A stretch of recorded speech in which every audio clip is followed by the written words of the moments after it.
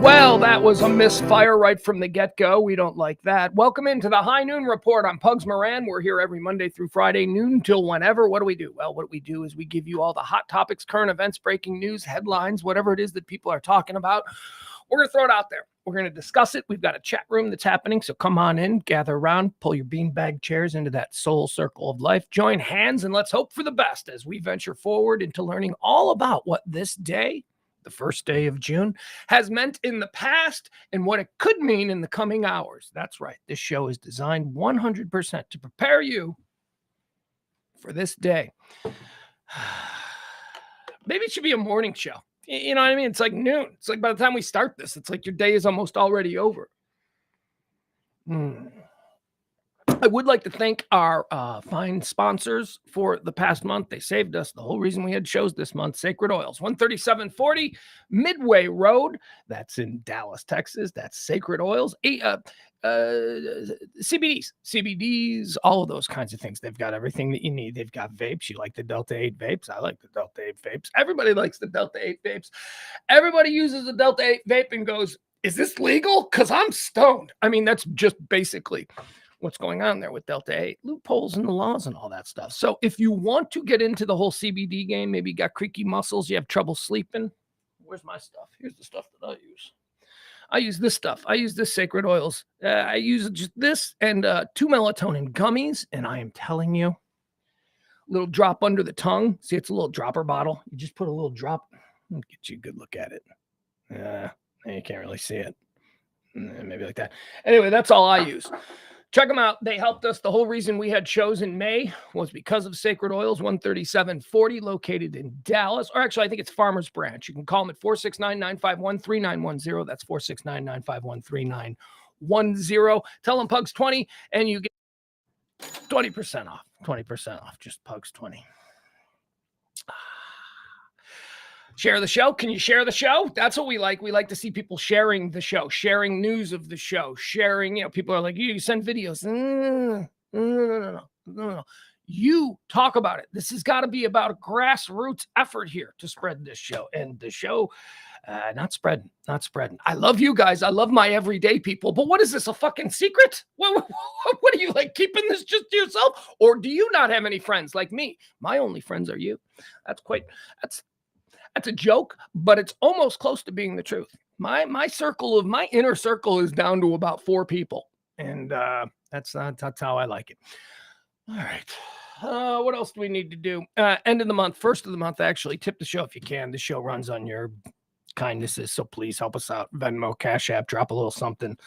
And it's not even close. I mean, we're $200 as of right now away from just breaking even. And we don't do this to turn a profit. We do this so that we can just do it, so that we can just keep doing it. You know what I mean? So if you can help out, today would be the day to help out, please, if you can, because I don't know, moving forward.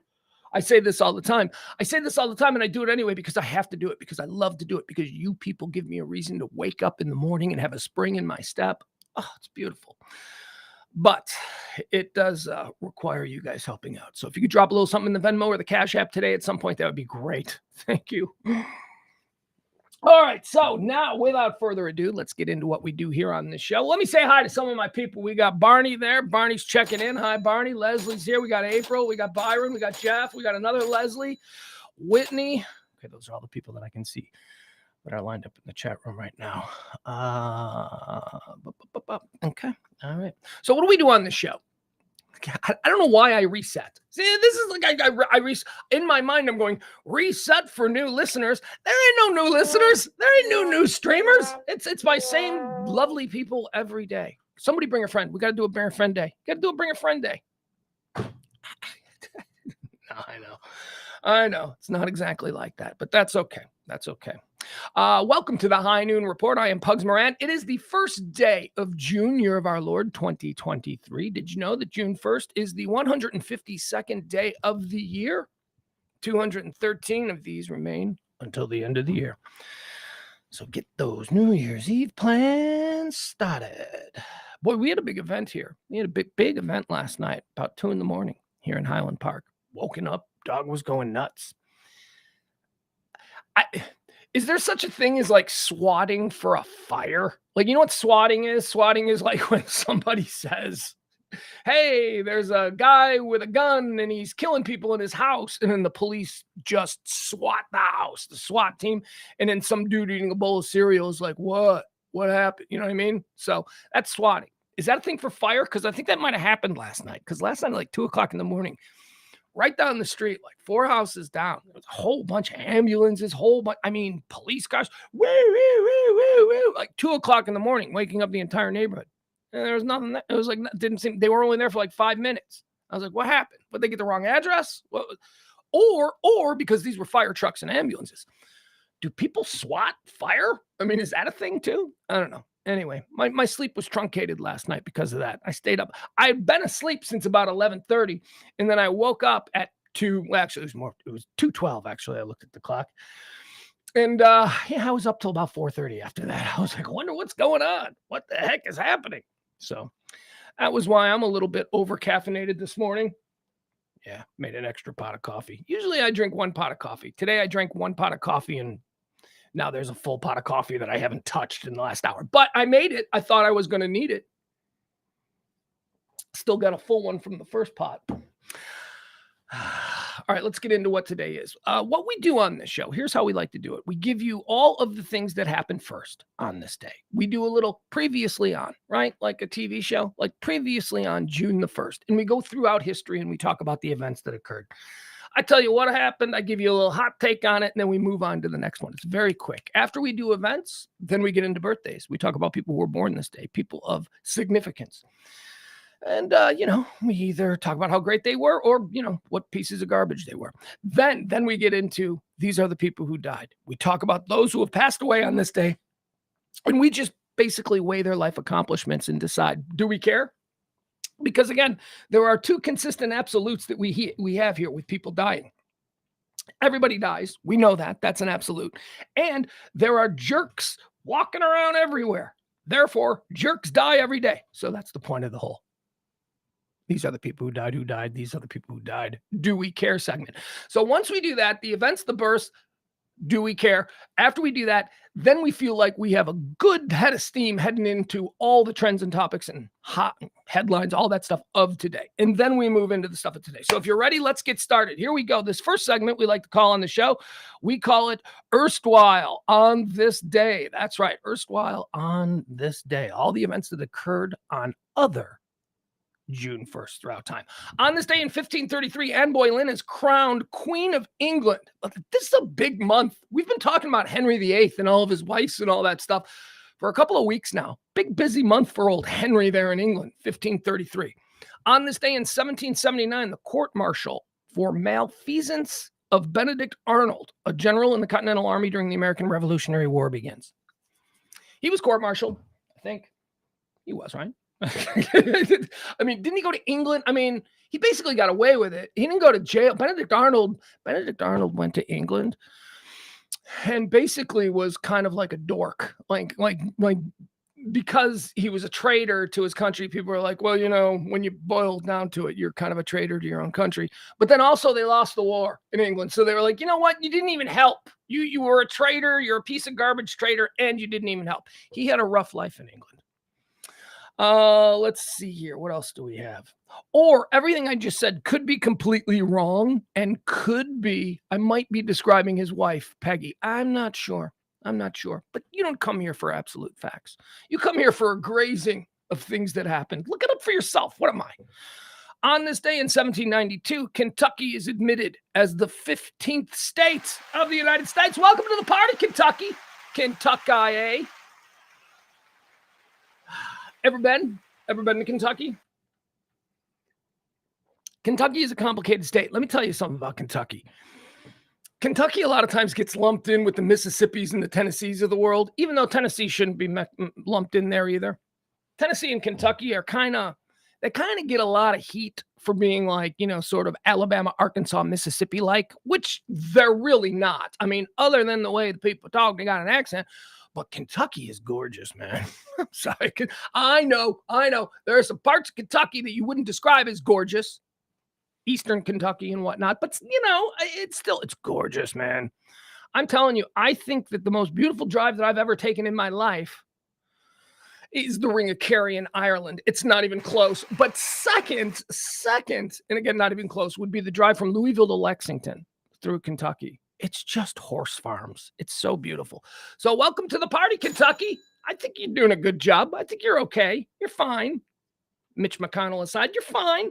On this day in 1796, Tennessee is admitted as the 16th state of the Union. Tennessee's got some stuff.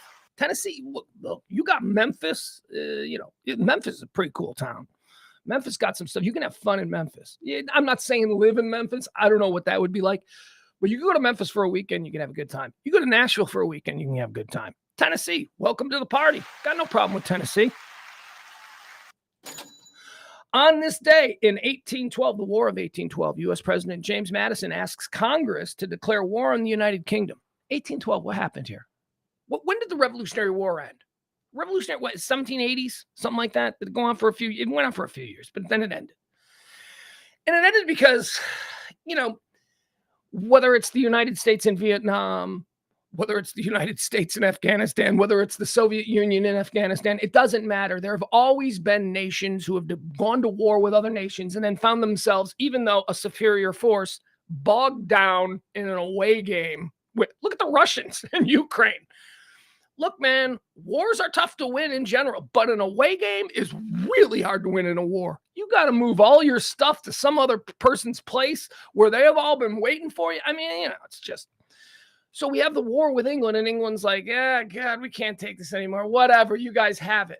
And then 20 years later, the next generation of English who were like, we shouldn't have quit. We need to go back. So we had another war with them, the War of 1812. I don't know much about the War of 1812. We didn't learn much about the War of 1812 in school. I should probably look that up. On this day, in 1849, territorial governor Alexander Ramsey declares the territory of Minnesota officially established. Minnesota, IA. Ever been? I've been to Minnesota. Been to Minnesota a lot. Minnesota's pretty cool. Minnesota. Look, I know I was talking about Kentucky being gorgeous. Minnesota's gorgeous. Minnesota's gorgeous if you like forests and lakes. That's all it is. Land of 10,000 lakes. Says it right there on the license plate. Unlike Texas, Texas is the land of 0 lakes, right? Isn't that the thing about Texas? Texas has 0 natural lakes, right? Or maybe there's 1 natural lake in Texas. All the other lakes are man-made, like Louisville and all that stuff. Not Minnesota. Minnesota, everybody's got a lake house because every house is within walking distance of a lake. It's crazy. Minnesota's gorgeous. Welcome to the party, Minnesota. I think you guys have done all right. Minnesota's been all right. Not too much trouble. Yeah, okay, fine. Stand up. An extended round of applause for Minnesota. That's fine. We can do that. On this day in 1962, Adolf Eichmann is hanged in Israel. Eichmann. Here's a guy that history needs to talk about more. Oh, I know Hitler. Oh, sure, Hitler. Hitler's a bad guy. Hitler is a bad guy. Don't get me wrong. Not defending Hitler. Not in any way, shape, or form. But Eichmann was the true monster. Eichmann was the guy that was in Hitler's ear. Eichmann was one of the final solution guys. That was his whole thing. Let's just kill all the Jews. And then Hitler's like, well, that seems extreme. And Eichmann's like, well, do you want to win? And he's like, yeah. Or whatever the pitch was. But Eichmann, he led the SS. Das Stoßstenschaffen. I don't even know what SS stands for. I just assume it's something like Stufenstaschen. I don't know. He headed the SS, death camps, all of that stuff. Eichmann, bad guy. The Israelis got him too. It's like, yeah, if anybody's going to hang that dude, let's send him to Jerusalem. Let's send him to Jerusalem and let those people hang him in the middle of their town square. And it's probably what they did. On this day in 1980, cable news network CNN begins broadcasting. I don't know. What is CNN? CNN for 40 years was fine. CNN for 40 years was news. It was actually news. Then Fox News decided that they're like, we're not going to actually do news. We're going to do commentary disguised as news. And then Fox News did that. And everybody was like, I like this better than actual news. So everybody watched Fox News. And then CNN, they went, and they completely, they tried to do what Fox News was doing, essentially, by having more commentary in their news. It's a garbage outfit. They're all garbage outfits. This is not saying CNN is any worse or better. They're just all garbage outlets. Why? Because of the commercialization of the distribution of information. Oh, those are three fairly large words. Yes. The commercialization of the distribution of information. Information is not supposed to be a profit center. You see, an informed populace that knows everything that's going on is just supposed to be a better populace, right? Unless you're trying to control them. If you're trying to control the population, then you don't want them informed. You want them stupid and you want them drunk. And that's the idea. And that's kind of what governments have been doing to civilian populations for hundreds of years. Keep them stupid, keep them drunk, and keep them ginned up. Keep them angry at somebody so that we can be their friend and go, yeah, we're angry at them too. That's the whole plan. That's basically what happened. CNN and news in general was never a profit center for networks. It was a loss leader, and it was a deal that was made between the networks and the federal government. The deal was this. Federal government said, well, you're just going to start making money off the airwaves? You know, the airwaves are public. You know, the people, we all own the airwaves. Why are you just using? And so the deal was that broadcasters, networks needed to do something to give a little something back. And that was news. That was considered news. It's probably why a guy like Walter, well, Cronkite, yeah, a guy like Cronkite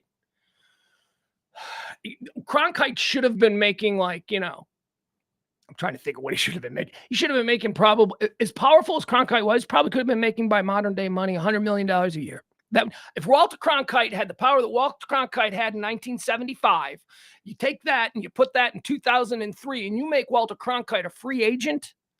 I mean, we just saw what Pat McAfee got. What do you think Walter Cronkite in 2023, if the world was the same, like now Walter Cronkite couldn't get a job. I mean, first of all, what's with the mustache, Walter? Why did you grow a mustache? American people don't like mustaches. Secondly, people would be like, you know, he's a libtard one day, and then the next day, he's a fascist because, you know, he just did the news. He just did the stuff. But that changed. Fred Silverman changed that. I believe, when he took over ABC. Fred Silverman was a network programmer. He took a look at the news department and he said, why do we have to lose money here? Is that written anywhere, or is this just a handshake agreement that we made with the government? And he created something called 2020, the news magazine. And it was the start of the news magazine. And what they learned with 2020 was you could take things that aren't really news and you could package them like they're news, and then you put two news people delivering this package, and suddenly you have Hugh Downs and Barbara Walters doing a 10-minute piece on Kiss in 2020, right? So that's what happened. They decided that we could make money with news, and news stopped being for the betterment of society as a part of a deal made between broadcasters and the federal government. Like 100 years ago, this deal was made. And they went, you know what? If no one's going to say anything, we're just going to keep moving forward. And, there you go. The FCC has not done anything. The FCC is like, we're worried about DJ saying tits on the air. That's what the FCC does. They didn't do anything about, rabble rousing or dissemination of misinformation or all that kind of thing. They didn't do anything of that. So basically what I'm trying to tell you, folks, is that although CNN was formed on this day in 1980, you're not getting any news. You're not getting it. We're just not being informed. We're just not. We're getting stuff that they think we want.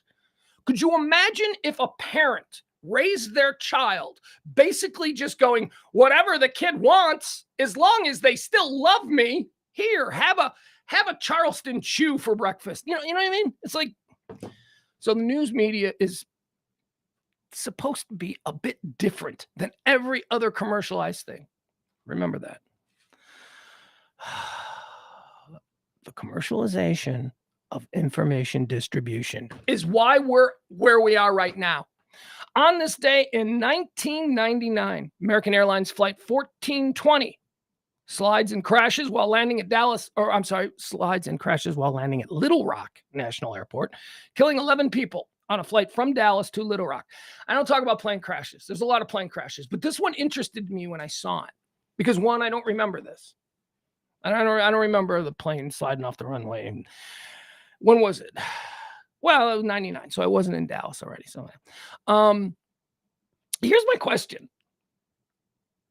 Who's flying from Dallas to Little Rock? Why are you flying from Dallas to I don't get this. I know people who fly from Dallas to Austin. I'm like, dude, that's 200 miles. That's like 2.5 hours in a car. Don't you want 2.5 hours just to yourself? Wouldn't that be more? It's going to cost you the time it takes you to get in your car and drive to Austin. You could get there quicker that way than driving to Love Field, checking in, going through security, waiting for your flight, you'll be pulling into Austin in your car the exact same time that flight from Dallas is landing. I never understood that. I'm like, why? Because you don't like to be alone with yourself? You need to be with other people crammed into a Southwest Airlines flight? Why are people flying from Dallas to Little Rock? That's my question. 300 miles. Do you know how many times I've driven? Well, I mean, it's close because, well, maybe I have a skewed sense of it being close because I drive between Dallas and Little Rock a lot. Every time I drive home to Chicago, I go that way. And every time I get to Little Rock, I'm like, this was easy. I could do this drive standing on my head. You know, it's once you get past Little Rock, it's between Little Rock and Memphis where it really gets rough on that drive, where it's like, man. By the way, talking about Kentucky and Tennessee and Minnesota and how beautiful they are. Yeah, Arkansas is beautiful in parts, but not this part. Not the part between Little Rock and Memphis. That's like an ashtray. I may as well be driving through the guts of Oklahoma. Anyway, on this day, a plane slid off a runway with a bunch of people who flew 300 miles. On this day in 2001, this is fascinating to me. This story is one of my favorite. I don't know what, lack of a better word, not one of my favorite stories. A story that I've been interested in for years, and it's because Kelly and I, my former partner Kelly and I, when we were still on in Chicago, this happened, and I believe we did this. I remember getting into this story. It was so bizarre. On this day in 2001, something occurred that is called, are you ready? The Nepalese Royal Massacre. This was a crazy story. One, didn't know they had royalty in Nepal, but okay. So there's a royal family in Nepal. Here's what happened. So they had this big royal party. I'm the king of Nepal, and I'm the queen of Nepal, and these are all of our heirs, and this is all the royalty of the Nepalese people. And they're having this big fancy royal party. And a freaking prince shows up, like one of their princes, like one of their sons, and he was a little, he wasn't right. But here's the thing. He was also next in line. So, the next in line guy is like, and he walks into this family party and just starts mowing everybody down like I don't know, like a mall shooter, shall I say. He just started mowing. This is a royal family party. This is the crown prince. So he just walked in with, strapped with all of this shit. And all the guards were like, hey, crown prince, what are you doing? And he's like, shut up. And he just went in and he killed everybody. Now, I said he was the heir. He was the heir to the throne. So that wasn't the motivation, obviously, because after slaughtering his entire royal family, the crown prince then turned the gun on himself and shot himself in the head. But hold on, the story gets even weirder, okay? He didn't die. He became like a vegetable, like he was in a coma or whatever, but he didn't die. He survived. And, the Nepalese people were like, so we don't have, a royal family? Who's left? And they're like, well, the guy who killed the whole royal family is left. And they went, let's make him king. And they made him king. He was king in Nepal for a cup of coffee. But, how much kingly stuff can you do when you're basically a vegetable in a hospital? That's on this day, the Nepalese Royal Massacre. Fun Wikipedia page. You ought to read it. It's crazy. On this day in 2008, a fire on the back of the lot at Universal Studios breaks out, destroying the attraction King Kong Encounter, but also, that wasn't a big deal. Here's the big deal about this fire at Universal. It destroyed a large archive of master tapes for music and film, the full extent of which was not revealed until 2019. So, Universal Studios there in California, they have this big backlot. They store all of their stuff, all of the stuff that they own, the files, and not only files, but like films, like canisters of film and original tape recordings, master tapes of like all of these amazing things that have shaped our culture over the years. Let me give you a list of some of the people whose master tapes were destroyed in the Universal backlot fire. And again, this is a list. I don't know. It's 1, 2, 3, 4 columns, and there are probably 100 names in each column, and it goes alphabetically. So the extent to which our cultural history was destroyed in this fire is crazy. All right, I'm going to throw out some names. I'm just going to scan this list and I'm going to look for the big one. There's tons of big names. So I'm just going to look for some. I'm going to leave some out because I'm scanning quickly and I'm probably going to miss someone like Tupac or you know what I mean? But I'm going to scan quickly. 38 Special, 50 Cent, Bryan Adams, Aerosmith, Steve Allen, but the Andrews Sisters, Paul Anka, Adam Ant, Louis Armstrong, Asleep at the Wheel, the Mars Volta, Audio Slave, Hoyt Axton, Burt Baccarat, Joan Baez, Chet Baker, Florence Ballard, Hank Ballard. Oh my God, we're only in the B's. Okay, so now Beck. Okay, so now let's go. Let's go to the final. Let's go to like the Z's or whatever. Let's work backwards since we already saw it. There's a whole bunch of A's. Rob Zombie, Y&T, Neil Young, Bill Wyman, Rex and Effects. Rex and Effects. What did they do? Rex and Effects. Did they do? What song did Rex and Effects do? They had like one hit, and it was like they play it all the time at stadiums. I don't know, whatever. Paul Williams, White Zombie, White Snake, Slappy White, Mae West, Lawrence Welk, Liberace, Weezer. My God, Muddy Waters. All right, let's jump into the middle here. Let's go into the J's. Jimmy Eat World, master tapes destroyed. Elton John, master tapes destroyed. Booker T. Jones, George Jones, Jack Jones, Quincy Jones, Ricky Lee Jones, a lot of Jones, Tom Jones. All right, there you go. B.B. King. Speeches made by Martin Luther King that were recorded back in the day by Universal Group. All of that stuff. All right, there you go. That was a big deal, man. That was a big fire. It was... They led with the King Kong ride is destroyed. And, that was the headline. It's like, oh, that's terrible. And then like a couple of days later, they're like, yeah, we also lost all of Tupac's stuff. It all burned up in the fire. Yeah, you would think that like those really important stuff, like let's just say a name I threw out there, Duke Ellington and Louis Armstrong, right? Like these are two people that need to be preserved because of their place in the formulation of what is American culture, American music, and all that stuff. Louis Armstrong, Duke Ellington, they need to be preserved. Shouldn't like those master tapes and stuff be in like a fireproof vault? I mean, shouldn't there have been more protections for these artists and for these important works and all these things that we've come to just, take for granted as ever-present pieces of our culture? I think there should have been maybe some fireproofing in whatever room that stuff was stored. On this day in 2009, General Motors files for Chapter 11 bankruptcy. What happened there? Well, nothing. Like General Motors still around, right? It's 2009. We're like, what, 10, 13, 14 years later? They're still alive. On this day in 2011, the final space shuttle mission, the Space Shuttle Endeavour, makes its final landing after 25 flights.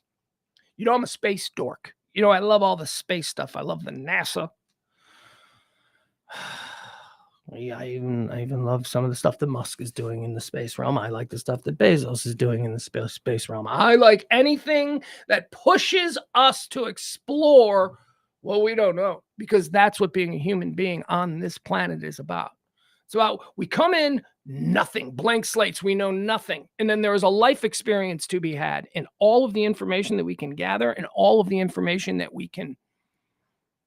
We need to be hungry for information as a species. When we stop being hungry for evolution, when we stop being hungry for what's next, where are we going next, we die. And, so I'm a big space guy. I believe in exploration. I believe that space is what the oceans were to people in, 1350. It's something that we don't know, and we need to crack through that, and we need to master that. We need to figure out what that is. And we are in the infancy of that. We are like, man, we're like Vikings, right? Not even Vikings. What are we? We're like We're like Polynesian raft builders in the year 5. That's basically where we are. To them exploring the oceans, that's where we are exploring space. And the space shuttle, albeit a necessary tool, killed the American space program. The space shuttle absolutely destroyed interest in the American space program, in NASA. And I'll tell you why it did. Because the space shuttle, for me, at 10 years old, when I first saw that thing go up, it was exciting. It was like, we thought the space shuttle was just going to be our cool little X-Wing fighter that we were going to cruise around space in. It didn't turn out to be that. What it turned out to be was a pickup truck, and not a particularly good pickup truck either. It was like an F-150. It was like the space shuttle was essentially just something that we used as a tool so that we could do other cool things in space. Space stations, satellite launches, fixing things, all of that stuff. The space shuttle program was intended to not be exciting, to just be, and coming off of like the moon explorations and all of those kinds of things of the 70s, now we've got this new era of 1980 space travel, and it's an F-150. And it's just, what's this mission about? Well, they got a whole bunch of garbage on the space station that they need brought back. Oh, that's an exciting space shuttle mission. And people lost interest. And because people lost interest, and here's the problem. We lost interest because we're stupid. We're lost interest because we want to go to Mars. We want to see them play golf on Mars. That's us because we're stupid.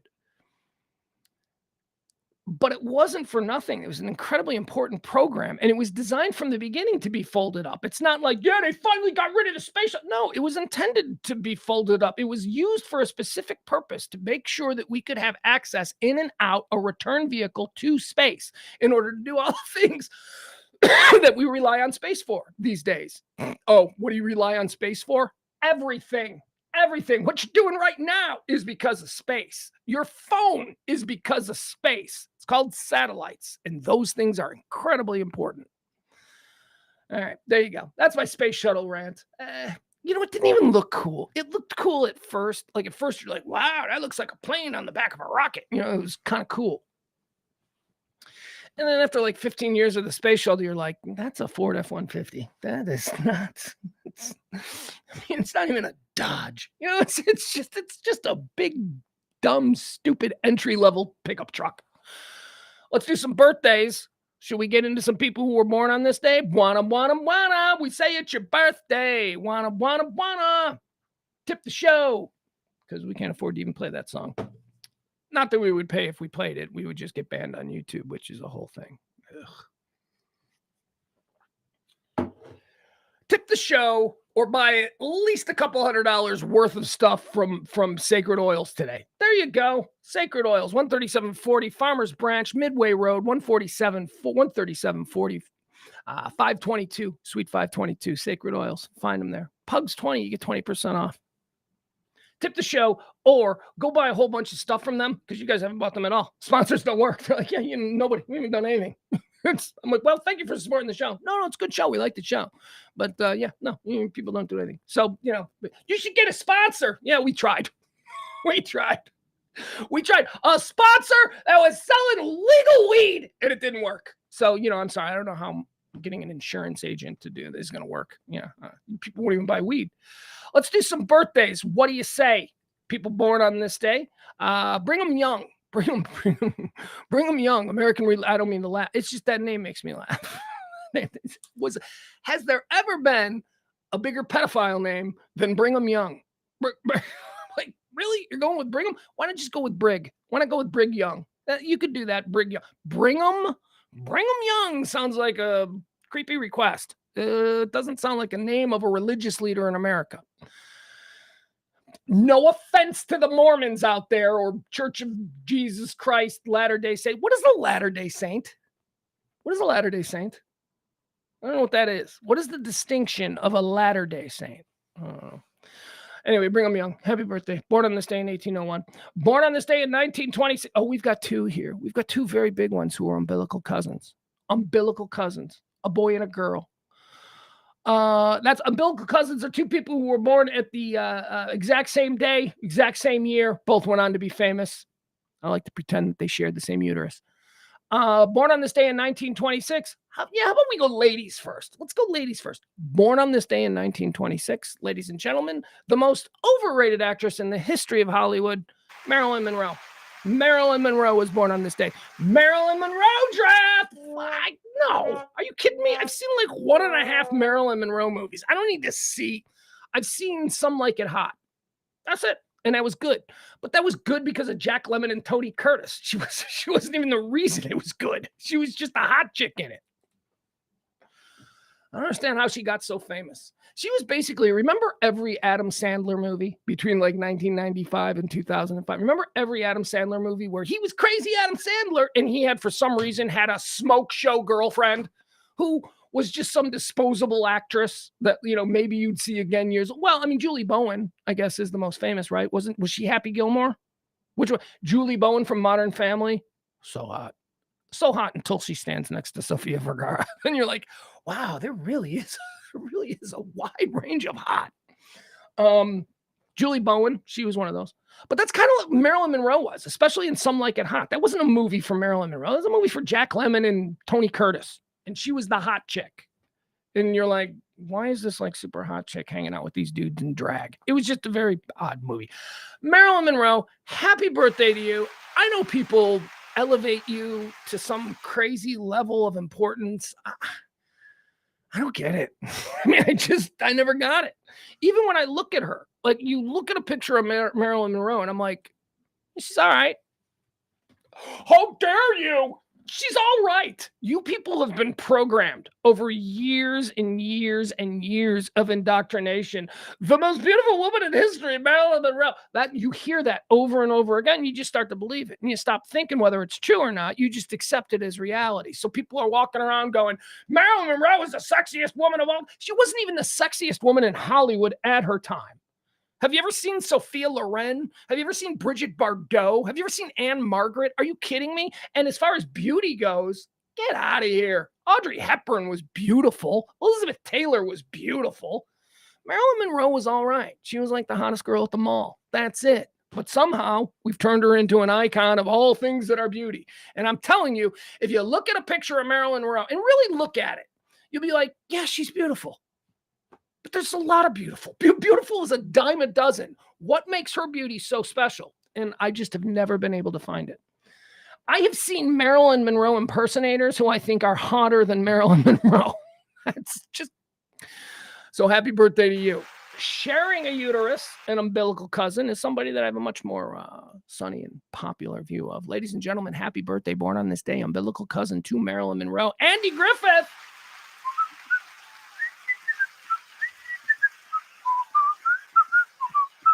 Hey, fun fact, as of about a year ago, my son couldn't whistle. I wonder if he can whistle now. I need to find that out. I thought that was weird, like a year ago. I'm like, you can't whistle? And he's like, I'm like, boy, you can't whistle.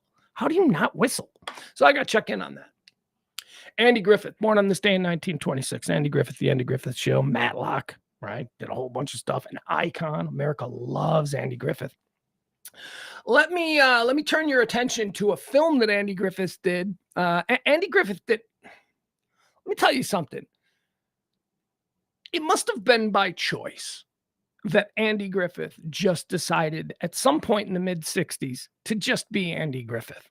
He's like, well, people kind of like this Sheriff Taylor bit. I guess I'm going to go with this for the next 50 years of my life. And he went with that. But before Andy Griffith did that, before Andy Griffith decided to just, be Andy Griffith was a tremendous actor with amazing range. This guy, you go from like a movie like No Time for Sergeants, which is essentially a comedy where Andy Griffith is doing a comedic role in the 1950s and being very funny. And we know he can be funny because we saw him play the straight man to All the Crazies on Mayberry, right?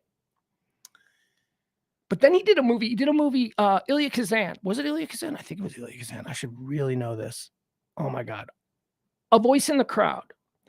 A Voice in the Crowd. If you have never seen this movie, it was made in 1950s. I don't know.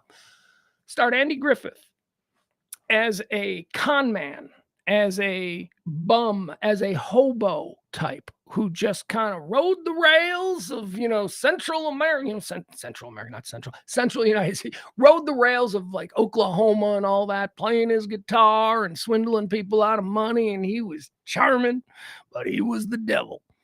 And the character, Lonesome, the character that Andy Griffith plays in A Voice in the Crowd, gets discovered by a local radio person who says, "You're so charming and witty, we should put you on the radio." And this comes about because Lonesome's in jail. And the radio producer decides, she's like, let's go to jail and interview people who are locked up. And they interview Lonesome, and Lonesome becomes a hit. Lonesome gets out of jail, and the radio guy's like, we're going to give you a show. Lonesome gets a show, and it becomes a massive hit.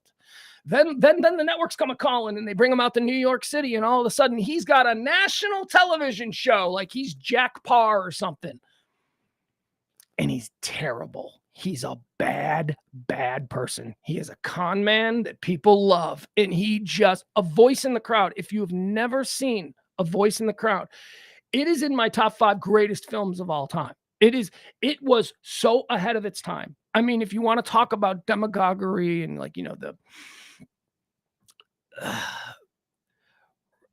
I'm going to say some names that people might get mad at, but like when you see the rise of the Rush Limbaughs and the Bill O'Reillys and the Tucker Carlsons, in 1955, they were going, hey, you got to watch out for this, because there are people that a lot of Americans are going to like on the surface who have ulterior motives that are incredibly dangerous. And that's what this movie was about. So happy birthday to you, Andy Griffith. You are an absolute icon. Born on this day in 1933, Charles Wilson, American lieutenant and politician. Charlie Wilson's War. Did you ever seen that? Texas congressman. Charlie Wilson's War, Tom Hanks. Terrific film. Little film, like not like massive blockbuster. Terrific film. Terrific story. True story about Charlie Wilson, who was a congressman. Charles Wilson, born on this day in 1933, died in 2010. Born on this day in 1934. How about Pat Boone? Pat Boone. American singer, songwriter, and actor. Pat Boone's a complicated guy. Pat Boone has a career, and we're talking about Pat Boone today. Pat Boone has everything that Pat Boone has today because of racism. Not that Pat Boone was racist. Never heard that suggested. That's not. He benefited from racism. Pat Boone was the guy when radio stations in America in the 1950s refused to play Black people records. Pat Boone was the guy who they would take a Little Richard song and say, hey, Pat Boone, why don't you record this? And Pat Boone would record wop, baba, loo, bop, wop, bam, boom. And if you've ever heard his version, oh my God, it's embarrassing. But he was racially acceptable at the time. So he was given all of these songs that everybody else had that couldn't break through in mainstream radio. Your Fats Dominoes, your Little Richard, all of these guys. Pat Boone just put out all their music, and he just sang it, and they put his big, pretty, white, blonde, blue-eyed face on the album cover, and Pat Boone became a star. Now, again, this is no condemnation of Pat Boone. I mean, I think all of us would have to consider, hey, this seems like a break. You know what I mean? Hey, I'm not going to look a gift horse in the mouth, that whole thing. And Pat Boone himself has absolutely never been accused of being, a racist or whatever. It's not his thing. It's not sort of his brand.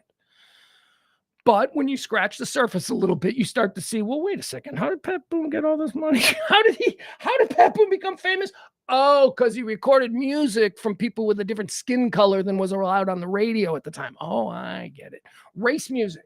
Race music is what it was known as. And Pat Boone became like the king of cleaning up race music. Born on this day in 1934, Pat Boone. Do you remember his daughter? His daughter, Debbie Boone, even had like a cup of coffee with fame.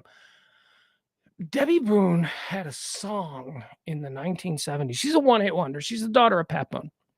She had a hit song in like the 1970s or 1980s that is just still, it's just the worst song ever. Every time thankfully, I don't think I've heard this song in like 20 years. Do you remember Debbie Boone? You Light Up My Life. Oh God. Oh God. It wasn't until Wind Beneath My Wings that a song ever made me vomit with how absolutely corny and ham-fisted it is. You light up my life. I don't think I've heard that song since. And I heard it like every hour on the hour for about a year in 1979. Hated that song. Born on this day in 1937. Happy birthday to a real one, Morgan Freeman. Morgan Freeman. I like Morgan Freeman. Well, who doesn't like Morgan Freeman? Morgan Freeman's cool. Morgan Freeman's got an edge to him now. I know that we think of him as like this very dignified and, you know, he's a sort of elegant man. You know, no. Morgan Freeman's got an edge. I'm just saying he's got an edge. The car accident a couple of years ago was an interesting indicator of what that edge might entail. Remember when Morgan Freeman had his car accident? And he was injured, but not too badly. And then his passenger wasn't too badly injured either. But his passenger was like a 28-year-old smoke show model chick that wasn't his wife. So I don't know. I remember those stories about who's this girl Morgan Freeman is like trucking around with. Anyway, Morgan Freeman's cool. I don't give a shit what your personal life is. Separate the art from the artist. This artist is a real one. And because of that, Morgan Freeman draft. Oh, this is going to be a fun draft. It's going to be a fun draft, and I'll tell you why. Chat room's going to go nuts. Chat room's going to go nuts, and we'll talk about that. We'll talk about the feelings that you're having and why you're angry, and I'll explain to you why you're wrong and I'm right. Number one in the Morgan Freeman draft. These are films that Morgan Freeman has done in his illustrious career. Number one, first off the board, Street Smart. Street Smart. Pugs, what's Street Smart? Street Smart, like, okay, so for me, like, I knew Morgan Freeman as the guy from the Electric Company, right? He was one of the stars of the Electric Company. So in the early 80s, when I saw this movie called Street Smart, which I probably shouldn't have been watching because it was a very adult movie, but I saw it. You know why I saw it? Because it starred Christopher Reeve before his accident when Christopher Reeve was still Superman. And it was like, and he was my Superman. So I saw it. Superman's in this. Street Smart was the story of a journalist, Christopher Reeve, who was doing a story on street life. He was doing a story on prostitutes and pimps and all this kind of stuff. And he runs into Fast Black. Fast Black is a pimp, character played by Morgan Freeman. One of the scariest depictions of what a real pimp. I mean, it wasn't like, crazy movie. I'm a crazy pimp and I'm not. No. Morgan Freeman smoldered as the incredibly volatile Fast Black. Brutal, violent, manipulative. He was so great. It was his first Academy Award nomination. And it was the time he says that this movie, Street Smart, number one off the board in the Morgan Freeman draft, he says that this is the movie that gave him a career. That he had been doing the Electric Company, he'd been doing small roles, and then he got this, and he's nominated, and all of a sudden we are off to the races. So number one, if you've never seen Street Smart, Christopher Reeve, and not a young Morgan Freeman, but like a late 30s, early 40s Morgan Freeman. So good. Street Smart, number one off the board. My favorite Morgan Freeman movie. Number two, we're going with Seven. Yeah, I love Seven. Brad Pitt, head in the box. Number three in the Morgan Freeman draft, we're going with Glory. I love Glory. Glory is one of my favorite Civil War movies. You ever seen Glory? Number four in the Morgan Freeman draft, we're going with Gone Baby Gone. Gone Baby Gone. He played oh my God. Hey, Adam, sorry. Hope I'm not spoiling Gone Baby Gone for you. But at the end of Gone Baby Gone, when he shows up, when Morgan Freeman, the detective, oh my God. Gone Baby Gone, number four in the Morgan Freeman draft. All right, so here we are at number five. There's only one slot left in the Morgan Freeman draft. And then I'll be honest with you, there's a whole lot of undrafted free agents coming because Morgan Freeman's made a lot of pretty good movies. With the fifth and final pick in this year's Morgan Freeman draft, we select Kiss the Girls. Kiss the Girls comes off the board. I love Morgan Freeman as like a detective going after serial killers or whatever.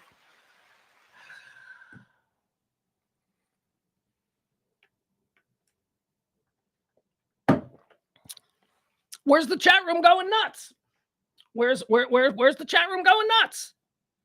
All right, well, let's see if you go nuts after we do our undrafted free agents that we'll be inviting to camp from the Morgan Freeman filmography. Are you ready? We're going to invite Some of All Fears. You know I love my Jack Ryan movies. Love them.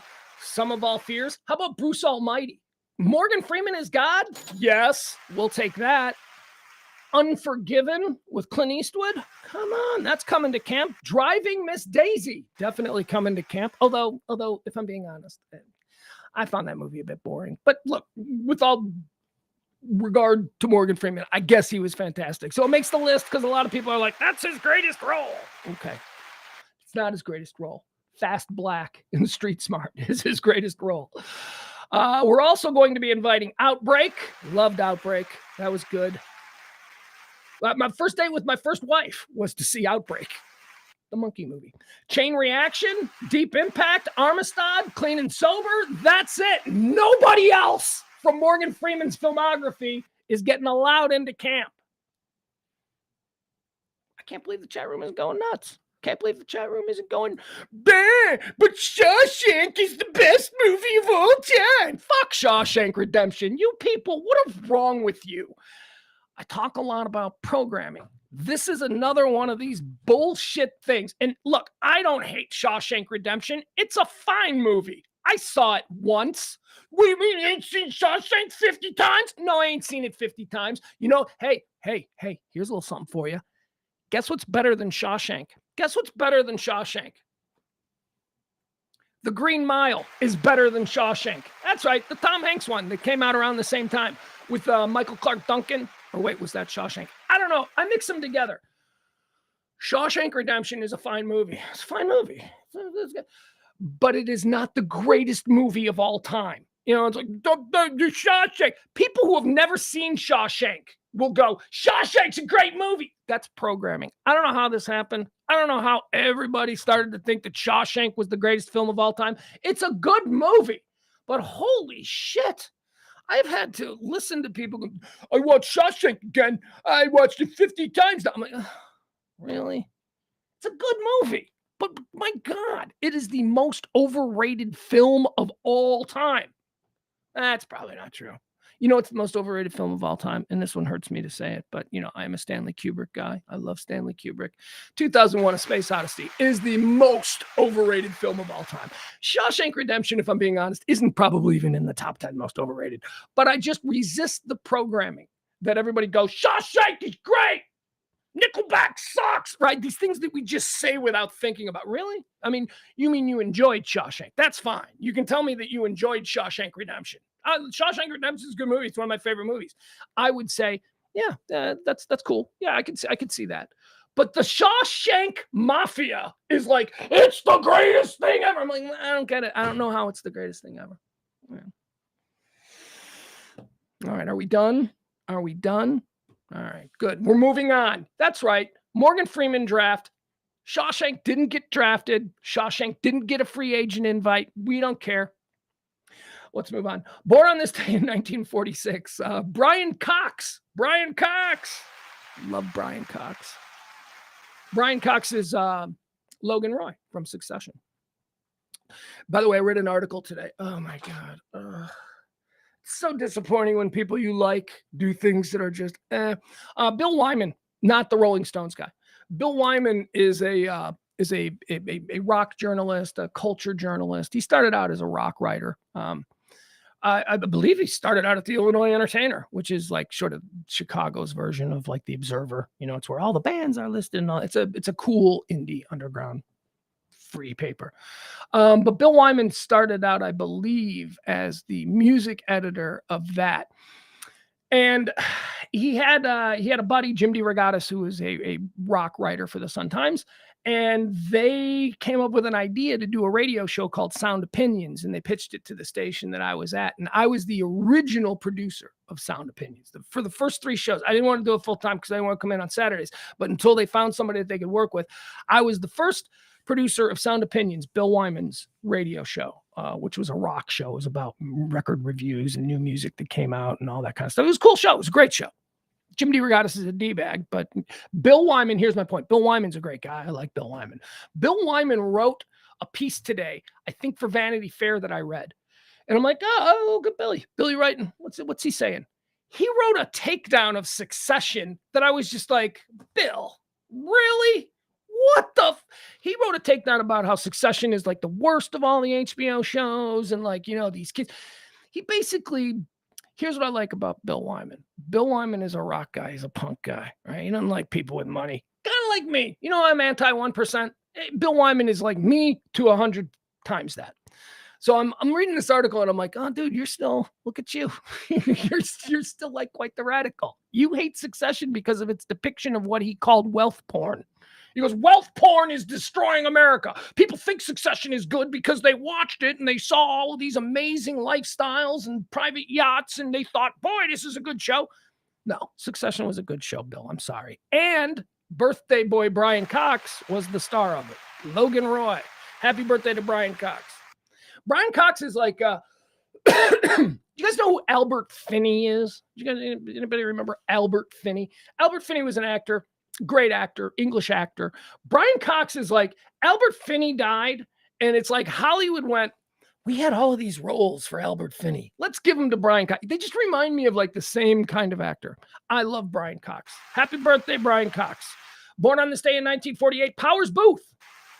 I love Powers Booth. Powers Booth, I got to interview Powers Booth once about 15 years ago. He came into studio with Kelly and I, and Powers Booth was an actor.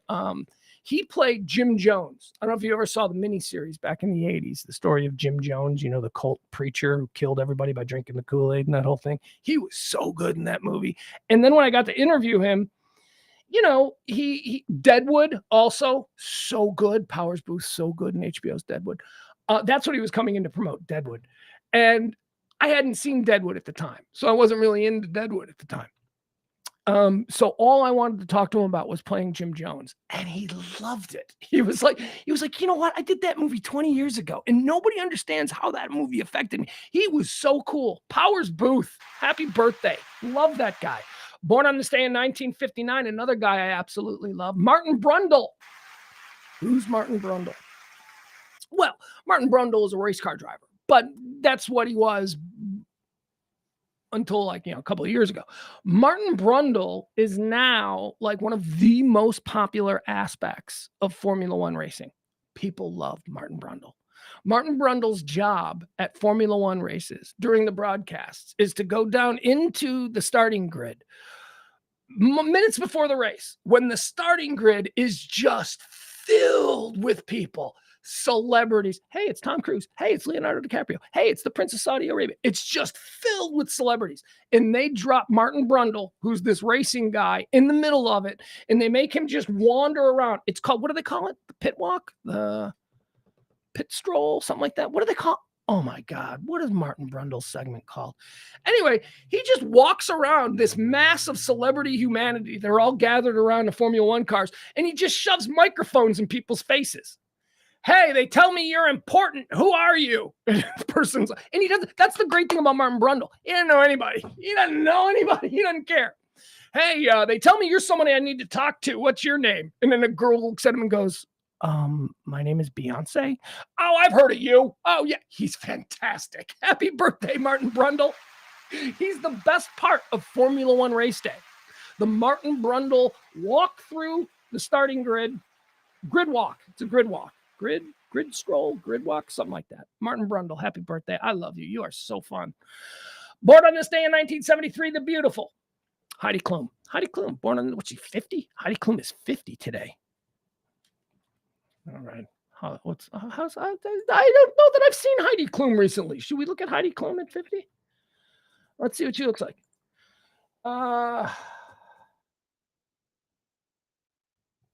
All right, there we go. Let's see what Heidi Klum looks like. Oh, that didn't work. All right. Okay. And then you hit enter. And then, yeah. Okay. No idea why this isn't working. Okay. Hold on. Try this again. There we go. Now we got it. All right. Let's see what Heidi Klum looks like now. Gorgeous. I mean, jeans are jeans, man. What is Heidi Klum looking like at 50? All right, there you go. Heidi Klum birthday 50. Boop.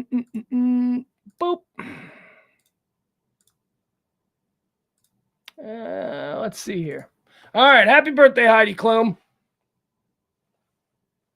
Beautiful, beautiful, beautiful. I'm telling you, 50-year-old Heidi Klum still, oh, so cute. Classy, hot. Who's she with? She with Seal? Wasn't that weird when she was with Seal? Heidi Klum, didn't Heidi Klum have kids with Seal? It seemed weird to me. Here's my point. Is Seal attractive? I know that he does all of those stuff. Goodbye to storm, and he sings like all those love songs, and girls are like, ew. But is Seal good looking? And doesn't Seal have like a disfigured? I don't know. Anyway, happy birthday to you, Heidi Klum. Born on this day in 1973. Born on this day in 1974, Alanis Morissette. Alanis Morissette. Canadian-American singer, songwriter, guitarist, producer, and actress. Do I have an Alanis Morissette story? I do. My friend is a PR person. They basically handle celebrities. When a celebrity comes into town to do PR interviews and that kind of thing, he takes them around, picks them up at the airport, makes sure they got everything at the hotel that they need, basically brings them to the interviews.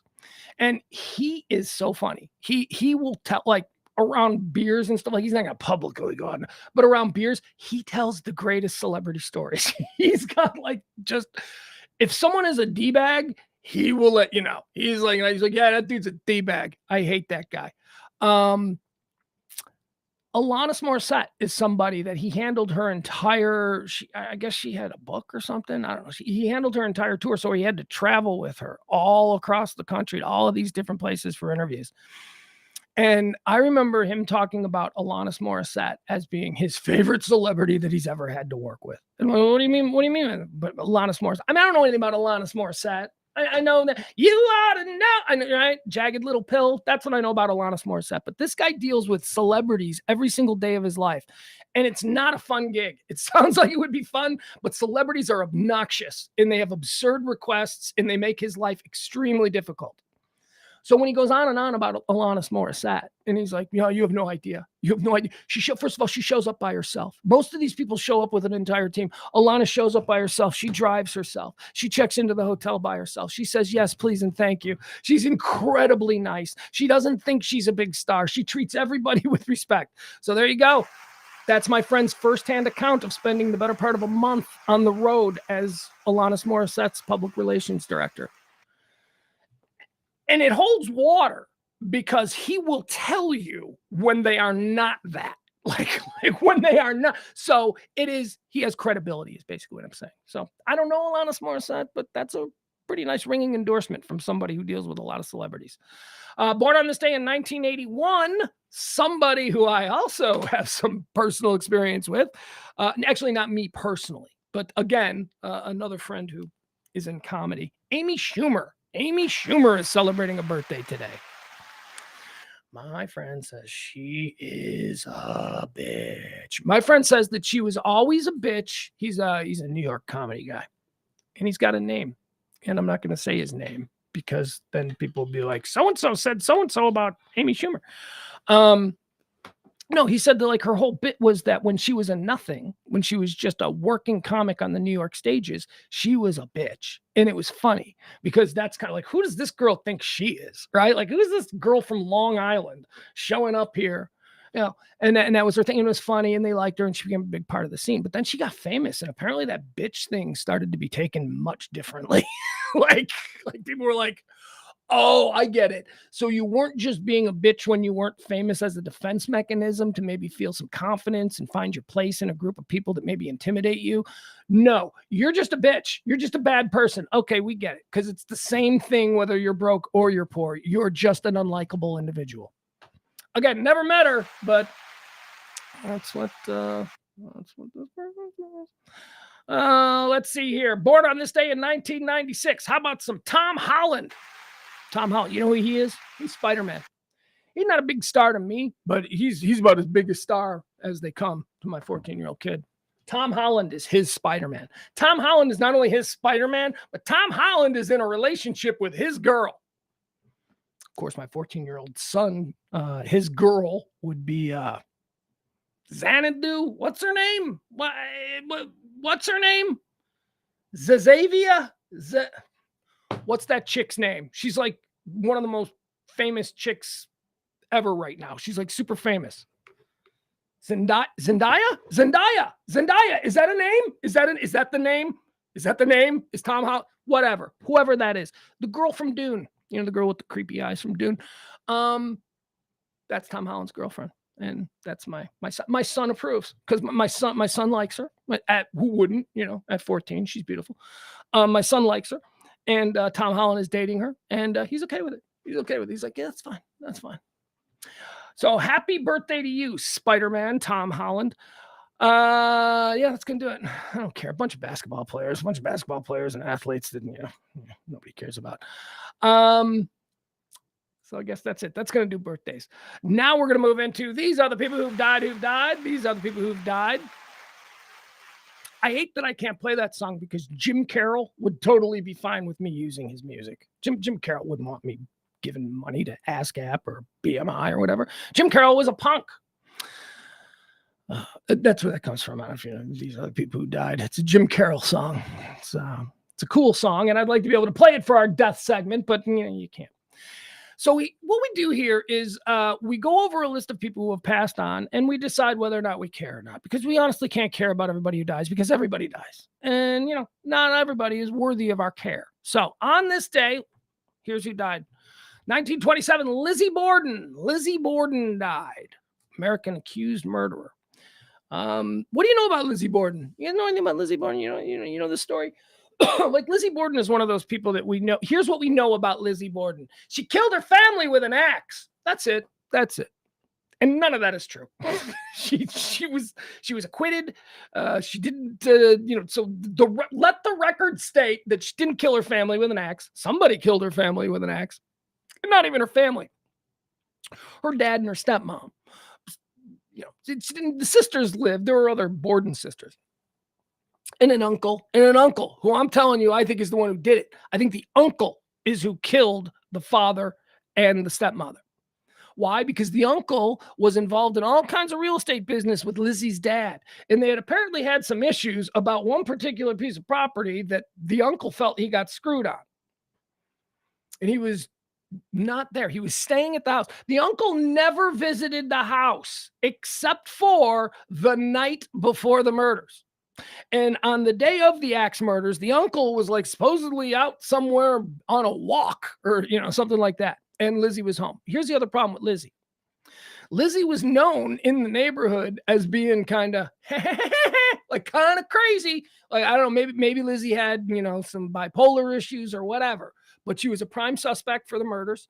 Many people still think that Lizzie Borden murdered her stepmother and father. But most people are like, nah, it's probably the uncle. It's really looking like the uncle.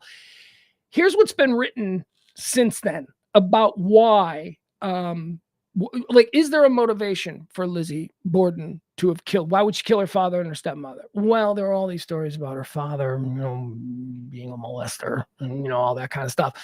And they say that none of those were ever followed up on. Like, that would have been a nice defense, right? But they didn't even go with that defense in the defense of Lizzie Borden. They were straight up with the defense. She didn't do it. But they could have, because apparently Lizzie Borden was routinely molested by her father, which people are like, well, that's why she killed him. But she's like, but I didn't kill him. But that is true. But here's the thing. That was never entered into the record officially, and it was never brought up in court because back then in 1900, whenever this all went down, maybe even before that, like 1890, they didn't talk about incest. Incest was not something that was ever discussed. It was never brought up. So there would have been no inquiry by the police. Like, if you just said to the police, well, she killed in 1890 or whatever, she killed her dad because her dad was molesting her, the cop would have gone, and well, yeah, that's not something that we really care about in 1890, which is weird, which is, you know. Lizzie Borden died on this day in 1927. Do we care? Yeah, we care, because I think she got railroaded. I think she totally got railroaded, and now throughout time, Lizzie Borden is going to be synonymous with an axe-murdering weirdo. Dead on this day in 1943, British actor, Academy Award winner, Leslie Howard, ladies and gentlemen. Leslie Howard, English actor, director, and producer. He died on this day in 1943. You know how he died? Check this out. Do you know this story? Well, you probably never even heard of Leslie Howard. I'd never heard of Leslie Howard, but I know this story.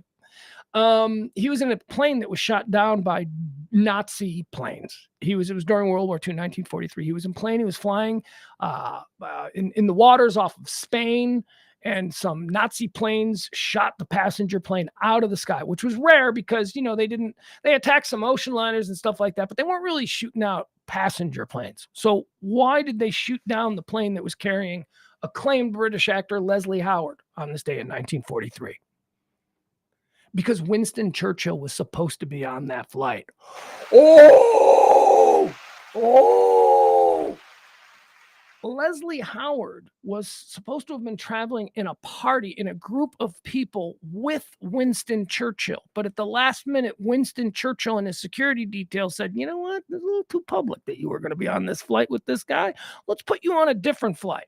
But word apparently didn't get to the Nazis in time, and the Nazis shot down the plane, and that's how Leslie Howard died. Leslie Howard died because they were gunning for Winston Churchill. Do we care? Yeah, I think we do. I think we care. That's kind of an interesting story. All right, moving on. Dead on this day in 1960. Okay, this is a fun one. Well, not fun. Oh my God. Why did I say fun? Because I'm streaming. This is stream of consciousness. I just say whatever loads up into the on deck circle and it comes out. It's not fun, but it's kind of weird. It's interesting. It's curious. This is curious because I didn't know this. Dead on this day in 1960. Ladies and gentlemen, have you ever heard of Paula, not Paul, Paula, she's a woman, Paula Hitler. Paula Hitler, ladies and gentlemen. Yeah, the little sister of Adolf Hitler. Did you know he had a little sister? You got to imagine, she died on this day in 1960. You got to imagine that for about 10 years between the mid 30s and the early 1940s, life was probably pretty good for the sister of Adolf Hitler, right? You would think going to all the balls and all the parties and all that stuff. You'd think that would be good. No, that wasn't the case.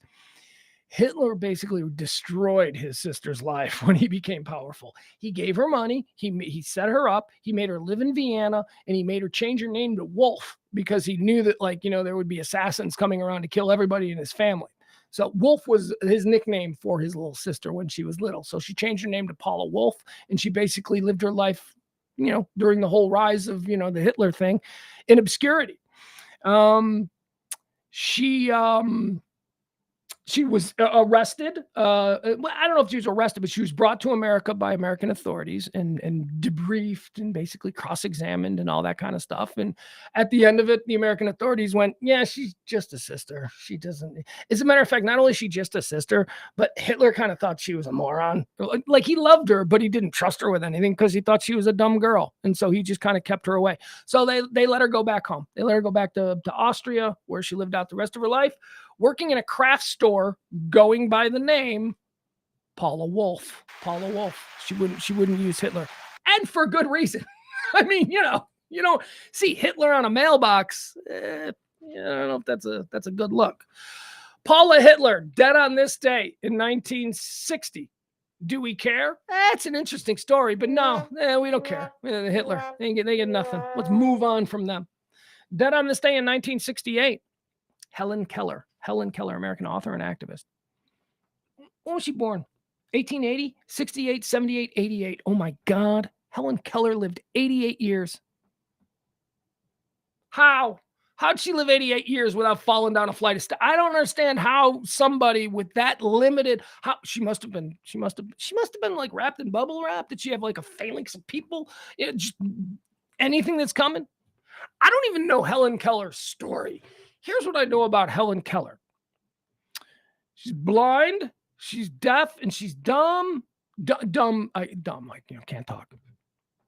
not dumb. And because it turns out she had a really good brain. Turns out that she was like really smart. She just couldn't get it all out. Anne Sullivan, right? Anne Sullivan was her teacher, who kind of dedicated her life to making sure that Helen Keller had, whatever she needed. I don't know much else about Helen Keller. I just know that to live 88 years in total silence and darkness sounds awful. Do we care? Yeah, we care. Good for you, Helen. Good for you. You made 88 years. 88 years without wandering out into traffic. 88 years without falling into a hole in the backyard. It's dangerous if you can't see and you can't hear, and you're just now she's 85, right? And she's like, I'm 85-year-old Helen. How did she reach 88? I don't know. Do we care? Yeah, we care. We care. Dead on this day in 1991. Here's a real one. Here's a real one here. I'm gonna preload this. Do we care? Yeah, we care. Yeah, we care. This dude's a boss. This dude was awesome. Dead on this day in 1991, the great, ladies and gentlemen, David Ruffin. David Ruffin, dead on this day in 1991.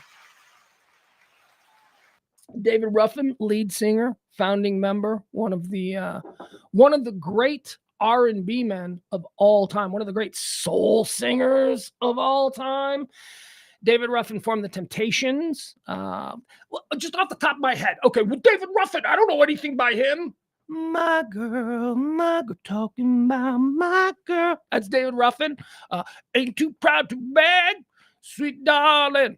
That's David Ruffin. Later in the 70s, when he grew out the afro and got really funky. Oh, Papa was a rolling stone. Boom, boom. Boom, boom, boom, boom, wherever he laid his hat. Well, David Ruffin, yes, we care. David Ruffin was badass. There's a really good documentary. It's not a documentary. It's not a documentary. It was a miniseries, wasn't it? I think it was a miniseries. There was a great miniseries made for network TV, like NBC or ABC. I think it was in the 90s. And it was the story of the Temptations. And if you ever have an opportunity to see that miniseries and you like, movies about cultural history and all that kind of stuff, and where did so good. It is such a good miniseries. I don't even know what it's called. Temptations documentary. Hold on a second. Now I want to know, because honestly, now I want to see that. Now I want to see that again. I haven't seen it in 30 years, but I remember being like a kid in my 20s watching this Temptations documentary, and I became the biggest Temptations fan for about 6 months after watching this. I'm like, damn, these guys were good. Oh my God. Hold on. What was that Temptations miniseries? Let me see. See if it's available anywhere. Well, and it was called The Temptations. Who was in it? The Temptations. Yeah, let's see it. Here it is. This is just for my own edification, because I was like, man, I remember that show. The Temptations is a 4-hour television miniseries broadcast in 2-hour halves on NBC. In 2-hour halves on NBC, based upon the history of one of Motown's longest-lived acts, the Temptations. The Temptations, based upon Williams' Temptations autobiography. The miniseries was originally broadcast on November 1st and November 2nd, 1998. It was filmed in location in Pittsburgh in the spring of 98. Let's see. The miniseries was based upon Otis Williams' book. Who was in it? Who starred in it? Let me see here. Let me see the cast. See if there are any names in the cast.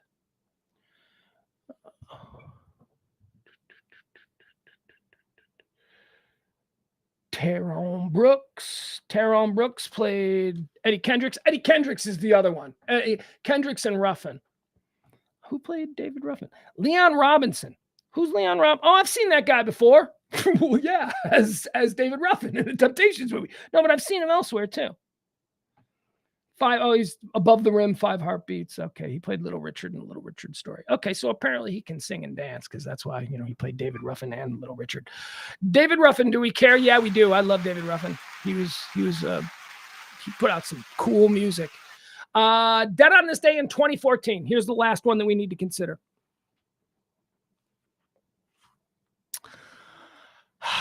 2014, ladies and gentlemen. And again, I'm going to preemptively say, yeah, we care. We care because I care. Because I care on this day. On this day in 2014, the world lost our maid. The world lost Alice. That's right. Ann B. Davis played Alice on the Brady Bunch. She died on this day in 2014. That's very sad. All right. That's going to do it. That's all we got here. We're going to move into the trends now. Do you feel pretty good? Look at this, an hour and a half. Well, I know we started 10 minutes late. That was long. That first segment was long. You're going to get a bonus supersized show today, folks. And I don't have to go to the bathroom. I got the dog right here. The dog doesn't care. Let me show you the dog. Yeah, check in on the dog. That's CeeLo. Yep, I'm talking to you. Okay, what are you doing? You just gonna lay on your chair? Okay, you lay on your chair, babe. Okay, yeah, get comfortable. Other side of the pillow. There you go. All right, that's the dog. She's stowed away perfectly, so we're good there. Gotta do that. I'm just gonna knock everything down. There we go. Yep. Nope. There. Nope. There. Okay. Boom, boom, boom, boom, boom. Hi, baby.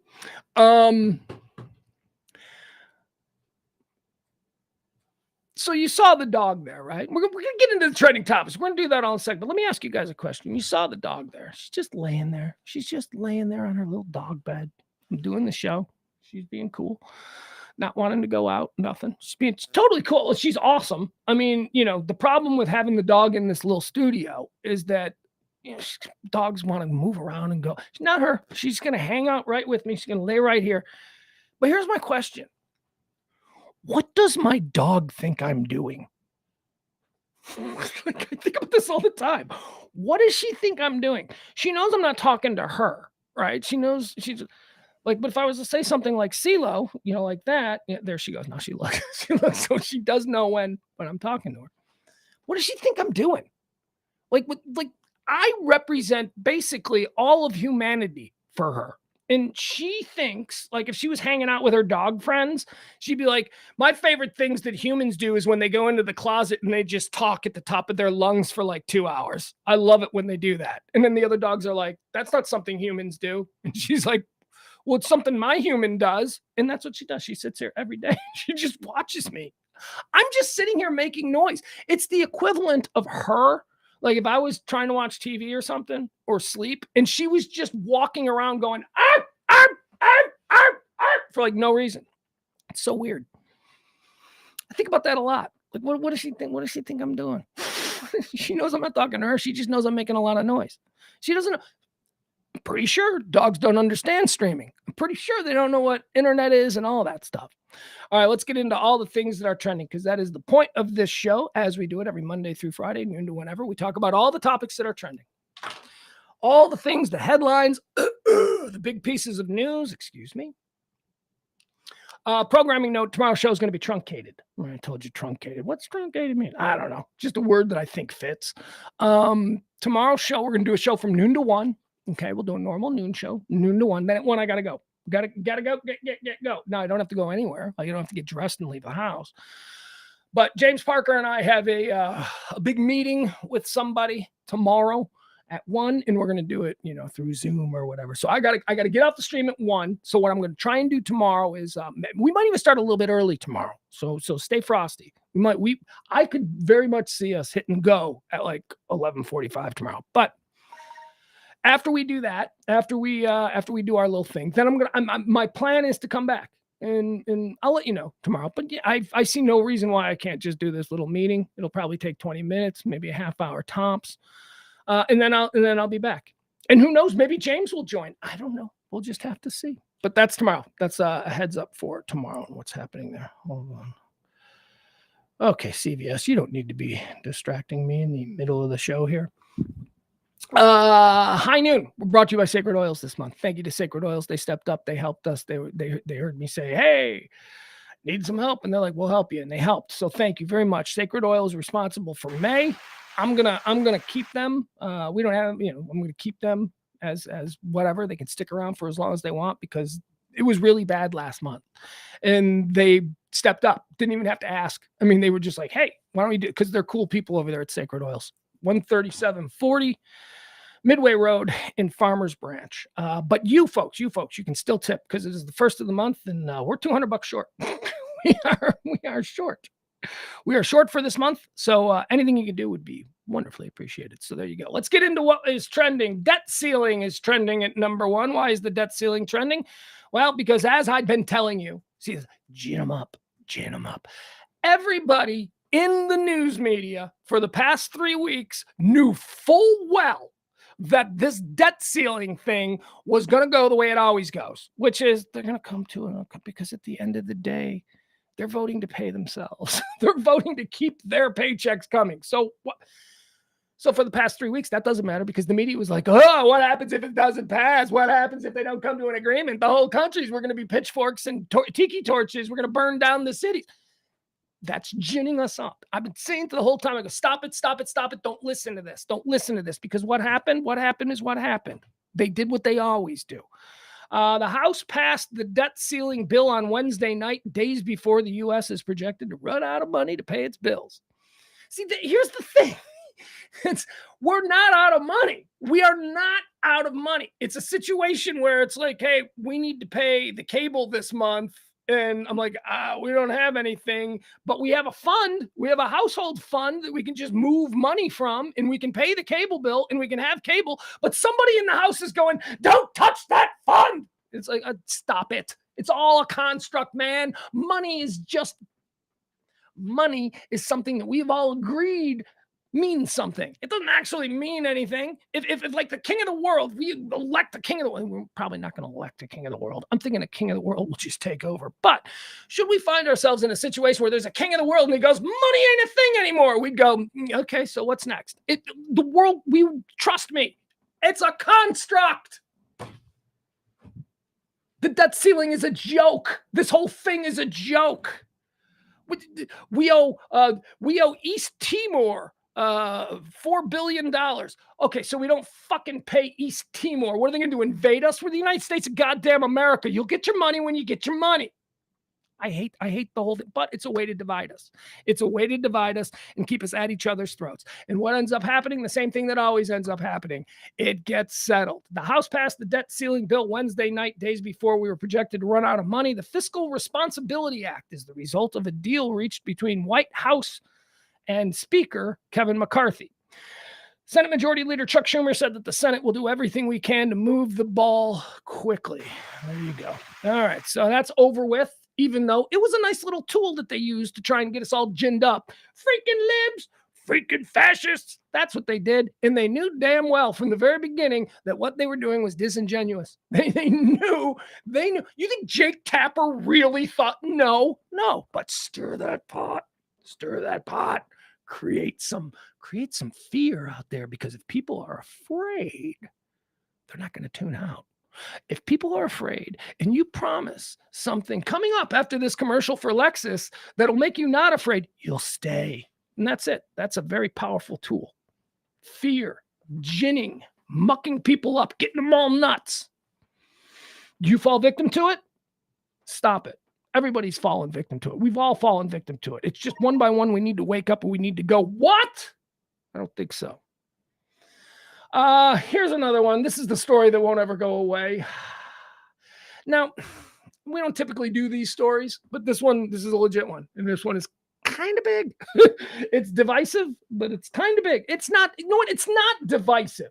It is not divisive. This story is only divisive if you make it divisive. Okay.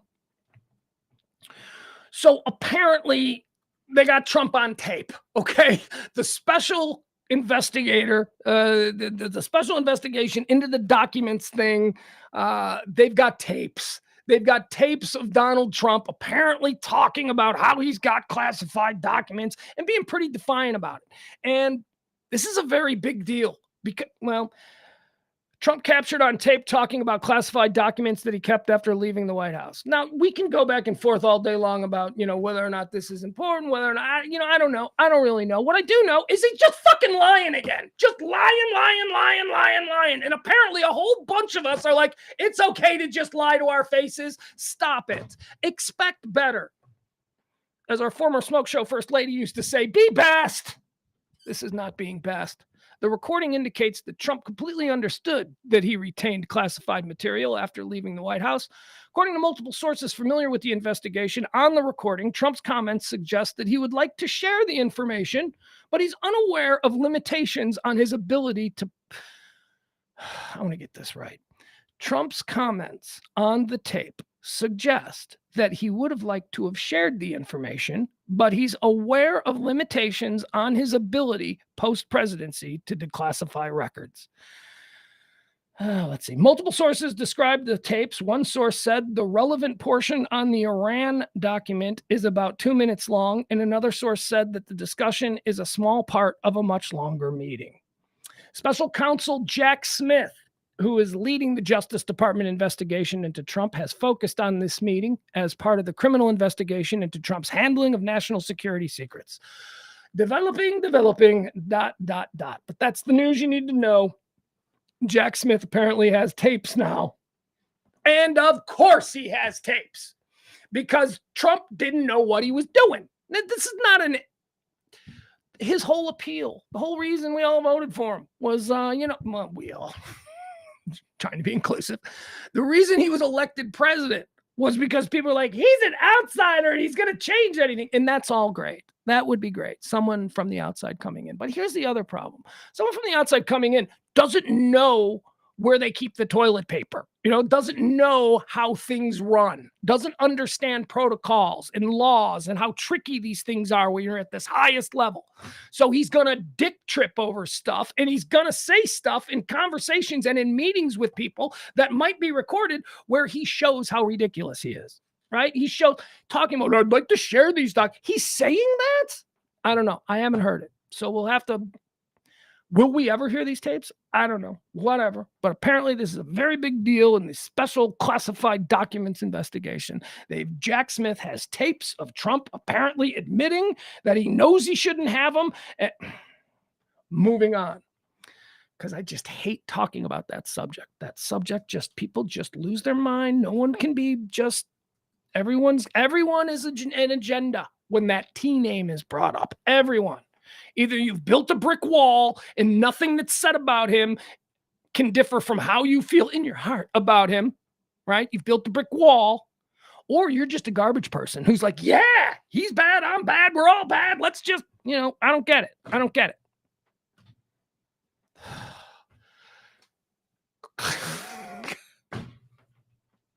He didn't know what he was doing. Right? I mean, he didn't know rules. He didn't know. Here's what I did love, though, in the early parts of it. When he was like flouting stupid rules, like, when he was, and the media was going nuts. We're talking like in the early parts, we're like, I can't believe that he doesn't hold the door open for women. That's not something he did, but that's like that's the level of critique that he was getting. Well, this is just not something any president has ever done before. And it was completely innocuous shit. Right? It was like, oh, stop it. Even me back then, I'm like, oh, leave him alone. You guys are being idiots now. This is stupid. But, allowing yourself to be recorded talking about classified documents when you're not supposed to have them, that is just another indication that he wasn't really, he didn't know how this whole thing works. It's dangerous. More news on that Marine beatdown that we watched. We watched over Memorial Day weekend in California. Some beach in California. 3 Marines got their asses handed to them by the absolute scariest thing that the earth has to offer. And the scariest thing that the earth has to offer is, I don't know, slightly drunk teenagers in a group. That is about as scary as it gets. And so we saw the video. It was a terrible video. Apparently some Marines were hanging out on the beach, and a whole bunch of kids showed up, and they started shooting off fireworks, and one of the fireworks exploded near one of the Marines, and one of the Marines said something to one of the kids, and then it turned into a whole thing. And fast forward, 3 Marines are getting curb stomped right there on the boardwalk. Here's what I wonder, though. I'm like reading this story. So the altercation occurred when the kids were lighting off fireworks, and apparently one of the fireworks came close to the Marines or something. I don't know. How do you think, here's my question. How do you think the Marines handled that? Like when are the Marines drunk? Because I know Marines. I worked with military charities for a very long time. I've gone out with these guys. I've hung out with these guys. I've got shit tons of friends who are Marines. I'm pretty sure that they didn't handle it by going, hey, all right, kids, calm down with those fireworks, would you? We're trying to have a nice little evening over here. I'm pretty sure that's not how it went down. I'm pretty sure it was something like, hey, motherfucker, got a problem. You know what I mean? It was just all very hostile. And then we see the video of like the Marines leaving because they knew they were outnumbered. There was 3 of them and like 40 teenagers. So the Marines are leaving, and then one of the kids does something, seems to swat the back of the head of one of the Marines as the Marines are leaving. And then that Marine stops and charges into the crowd, where he is immediately swallowed up by this herd of curb stomping, slightly drunk teenagers, forcing the other 2 Marines to go, holy shit, no man left behind. And so they had to go and run in, and then they got curb stomped. My point is, the whole damn thing was probably really avoidable. And I can tell you that I probably would have just left. I'd have been like, oh, a whole bunch of teenagers coming. Are they drinking? Is that beer? All right, drunk teenagers, let's get out of here. I'd have gotten out of there. What, you're going to let teenagers chase you away? Yeah, because I'm a smart person. Yes, I am. I'm not driven by my ego. Your ego is telling you, no, stay here and fight all 40 of them. Yeah, because you're a moron. My intelligence is telling me, these teenagers are drunk. Let's go find another place to go. That's all it would have taken. So anyway, it was a terrible video. I mean, it looked awful. Thankfully, these 3 Marine dudes are fine. They get beat up a little bit. They're fine. They're Marines. They're tough. They'll tough it out. But the police have now arrested a number of teenagers. 9 minors have been arrested in the Memorial Day melee at the beach, is what they're calling it. One of them is a girl. I don't know. 5 minors were arrested Tuesday after a melee near the San Clemente Pier over Memorial Day weekend, in which a group of 30 teens and young adults pummeled 3 off-duty Marines. Orange County deputies arrested 5 juveniles, 4 boys and a girl, on suspicion of felony assault and booked them into Orange County Juvie Hall. No suspects' identities have been... so we don't know who they are. And why would we? Because they're all like 15. Jesus, man, it's scary. That's scary. I'll tell you, my 14-year-old is scary. My 14-year-old is huge. My 14-year-old is basically my height at this point. He towers over his mother. Oh, my God. The 3 of us were together the other night. And he's just standing there. He's got his arm around his mom. Holy crap. Like, he's like twice the size of his mom. So what I'm saying is 15, 16-year-olds, you don't want to trifle with them. They're all hormones and size. That's, they're just all... How about this? We're going to be inundated with this stuff over the next couple of days, and then everyone will lose interest, and then it'll just be a story from, every now and again, we'll see a story until July. But for the next couple of days, it's going to be gay pride, gay pride, gay pride, gay pride, which is fine, man. There's nothing wrong with being proud. But my gay brothers and sisters out there, you got to recognize there's a lot of idiots out there. Okay, there's a lot of idiots that still don't like your lifestyle choice. You're just going to have to get used to it. It does seem a little... And I think this is the media doing it. I think it's the media trying to put it in your face. Hey, you don't like, you don't like June being Pride Month? Pride at Target, Pride Bud Light, Pride parades, Pride. It's all coming. You don't like that, do you? No, that makes you mad, doesn't it? Pride, pride, pride. That's what you're going to get for the next 3 days, because they're going to gin you up. Fact of the matter is that it's been Pride Month for about, 30 years now? And most of the time we just go, cool, Pride Month. And we move on. But no, the media has been so good at ginning us up that now this is going to be a very special Pride Month. Very special. I think it could also possibly be tragic. I think that given the circumstances of the modern world that we live in and the way that people are all, as I like to say, ginned up, I think there could be incidents. I think that cities that never had pride parades are having pride parades. And I think that'll be interesting to see. Now, that is on one hand a great thing, right? Okay. I don't care about gay or lesbian. It doesn't matter. I care about gay or lesbian about as much as I care about your hair color or your eye color. Doesn't matter to me. Well, how could you be friends with somebody that might want to have sex with you? I go, half the women that I'm friends with them for that reason. That's not a deal breaker. Just because this dude wants to have sex with me doesn't mean I got to have sex with him. Again, see my relationships with all my female friends. Just because I want to have sex with them doesn't mean women have to put up with it all the time. Stop it. Just stop. Stop being so worried about it. But I don't want to make you gay. Okay, dude, first of all, no one can be made gay, right? Well, I mean, I guess your good Lord and Savior may have made a few people gay. That's what I think anyway, but I don't know about you being made gay because Target was selling t-shirts on sale. Rainbow t-shirts. Just stop it. It's going to be a rough one. I think it's going to be an eventful Pride Month kicking off today. But to that end, the very first openly gay president has been elected. Now, when you hear about this, you think, oh, well, this has got to be some super forward place.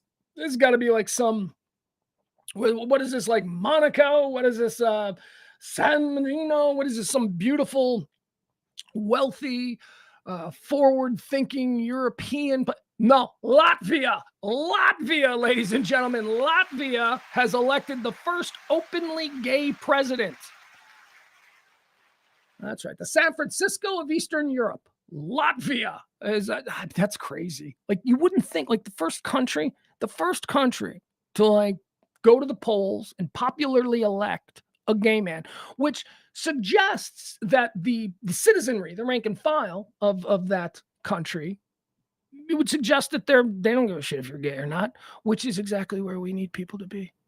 Which is exactly where we need everybody to be. Why the fuck do you care why that dude puts his penis? Why is that a thing that you're obsessed with? It's weird that you're obsessed with it. I don't even think about it. So there you go. Gay president in Latvia. That's cool. Okay, Florida gay. There's like 3 gay stories, and I told you, I'm just gonna run through them. Gay Florida, gay days in Florida, big thing, been going on for years and years. It's happening this year. They're anticipating all kinds of problems because of the way it's all been ginned up in the state of Florida about gays and whatever. Now, I don't care, whatever.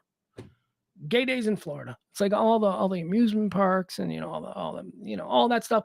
They got special deals. It's a big deal. It's a big thing. Again, the only reason you would have a problem with it is because, you don't like gay people on roller coasters, which is so strange. Stop it. You do realize that every time you've been to Six Flags, you have been surrounded by gay people. It just wasn't gay days. And that's what bothers you, that they're actually, and now that's an interesting conversation to have. Because, that's the other side of it. And I think there is something to this. There are people who are irritated, not by the sexual lifestyle choices of individuals, but by how other interests, be it media or whatever it is, how other interests have just forced it down everyone's throat. Like, hey, look at this, it's gay. I guess what I'm trying to say is, if that hadn't happened, we just started having like these gay things like we have for 30 years. Disney and Florida have been having these gay days things for 30 years, and it's all just been good for them. That has been the reaction. Now suddenly it's a whole big thing. And I think there is something to the idea that maybe we just stop talking about it. Just let them have their thing. Let's stop making it big. I think people are made uncomfortable by these lifestyle choices being promoted and pushed in their face seemingly at every turn. And I think that's not me speaking. That's me speaking, trying to get into the head of one of these people. Now, there's a whole other group of people who just hate gay people because they're different, because it's killing, it's different. That whole idea. But I think a lot of people are just like, well, I don't care about gay people, but Jesus, can we stop seeing rainbows everywhere? And that's a different conversation to have, because that's not someone who is a homophobe. That's just someone who's kind of an asshole. It's just somebody who's kind of an asshole. And you know what? I'm kind of an asshole. So I can kind of understand that. I kind of understand. Just stop. Enough already. Fine. Whatever. Speaking of that, I'm going to tell you, I don't watch a lot of reality shows. You guys watch reality shows? My buddy Brandon watches a lot of reality shows. We were just talking about this the other day. He's like, I watch this one. I'm like, nah, I can't do that. I can't watch those shows.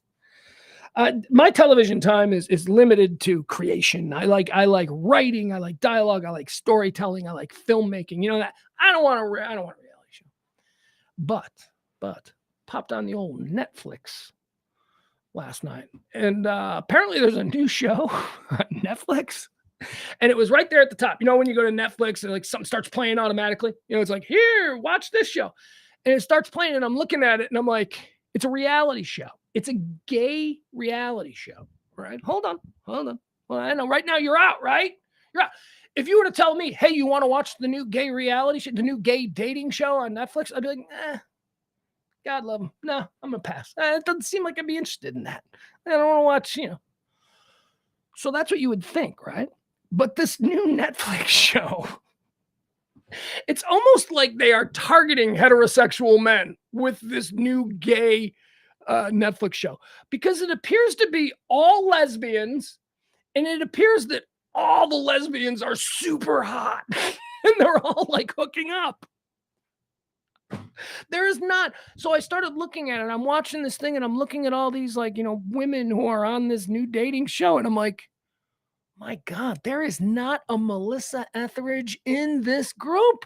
Even the ones who have all of the things. You know what I mean? This is there are certain lesbian women who don't give a damn at all about being attractive to men, so they don't participate in any of that. And more power to them. That's fine. You're not interested in me, and because of your chain wallet, your black canvas shoes, your wide watch band, and your very short haircut, I can tell that you are not interested in me either. So look at us. Let's go get a beer. No, there is none of that on this Netflix show. Like even those ones, even the ones who are supposed to be the non-frilly ones, there's lesbians who are legit lesbians. She's a legit lesbian. Like my gym coach. I had a gym teacher in high school. She's a legit lesbian. She's obviously a lesbian one. Short hair. Hey, what do you guys do? You know what I mean? Carries herself in a way that isn't according to the programmed way that women are expected to present themselves when men are around. You know, that whole, they don't care. They don't care because they're not playing that game. Because again, God love them. Every single girl on this lesbian dating show is super hot. And apparently the whole show takes place around a pool. They seem to be at some kind of a resort because they're all in bikinis and they're all laying around. And there is this one girl.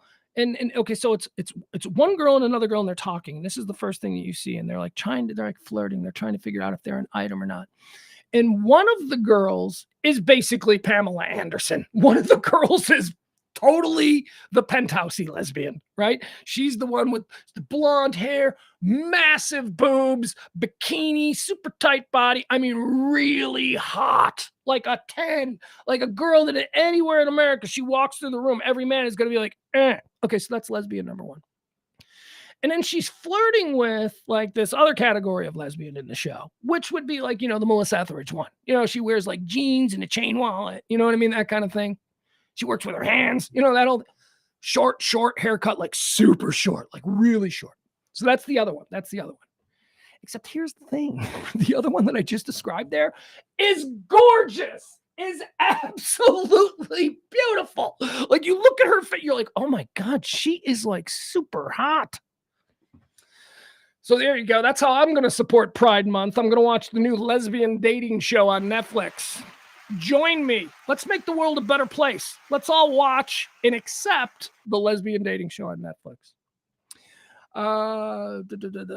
There's been a cancellation. The Pentagon has chimed in. Apparently, there was a drag show that was going to be held at a military base. Like all of this is just like, and the Pentagon canceled it. The Pentagon's like, you can't do a drag show. Not in June of 2023 at a military base. What's the matter with you people? Are you just trying to make trouble? Why would you? So somebody, apparently, Pentagon leaders canceled drag show at Nevada Air Force Base. Air Force leaders approved the show at Nellis Air Force Base in celebration of Pride Month, but Defense Secretary Austin and Joint Chiefs Chairman Miley said no.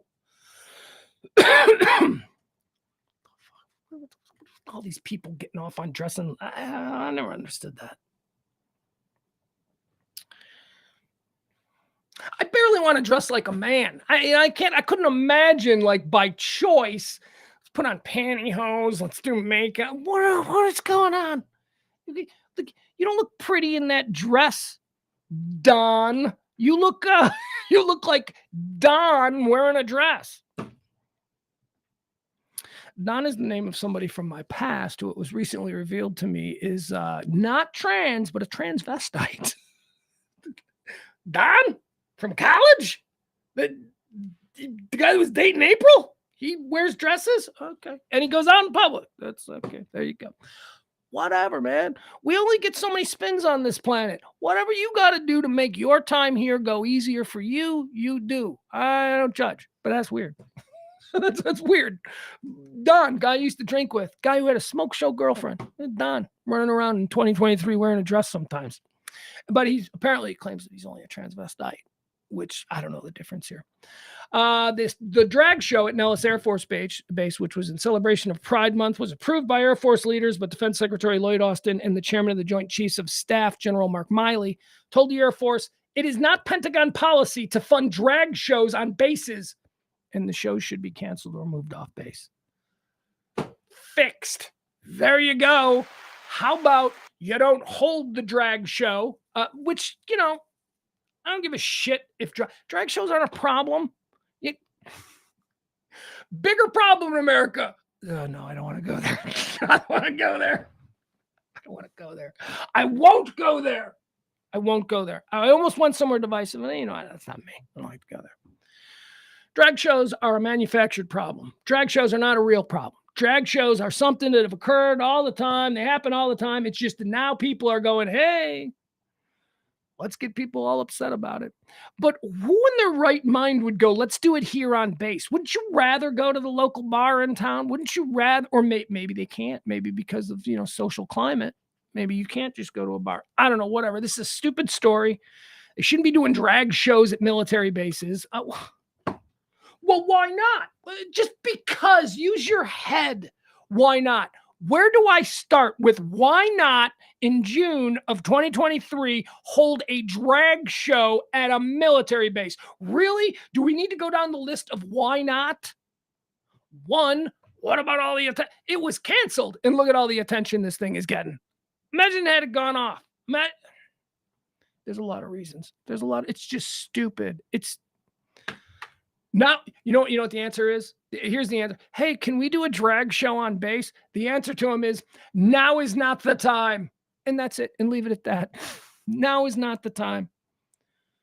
Jesus, everybody doing a drag show is in the crosshairs of some crazy group looking for some clout on social media. You really want to get the Air Force involved in that? Come on, be smart. Danny Masterson is trending. Wanted to talk about this story.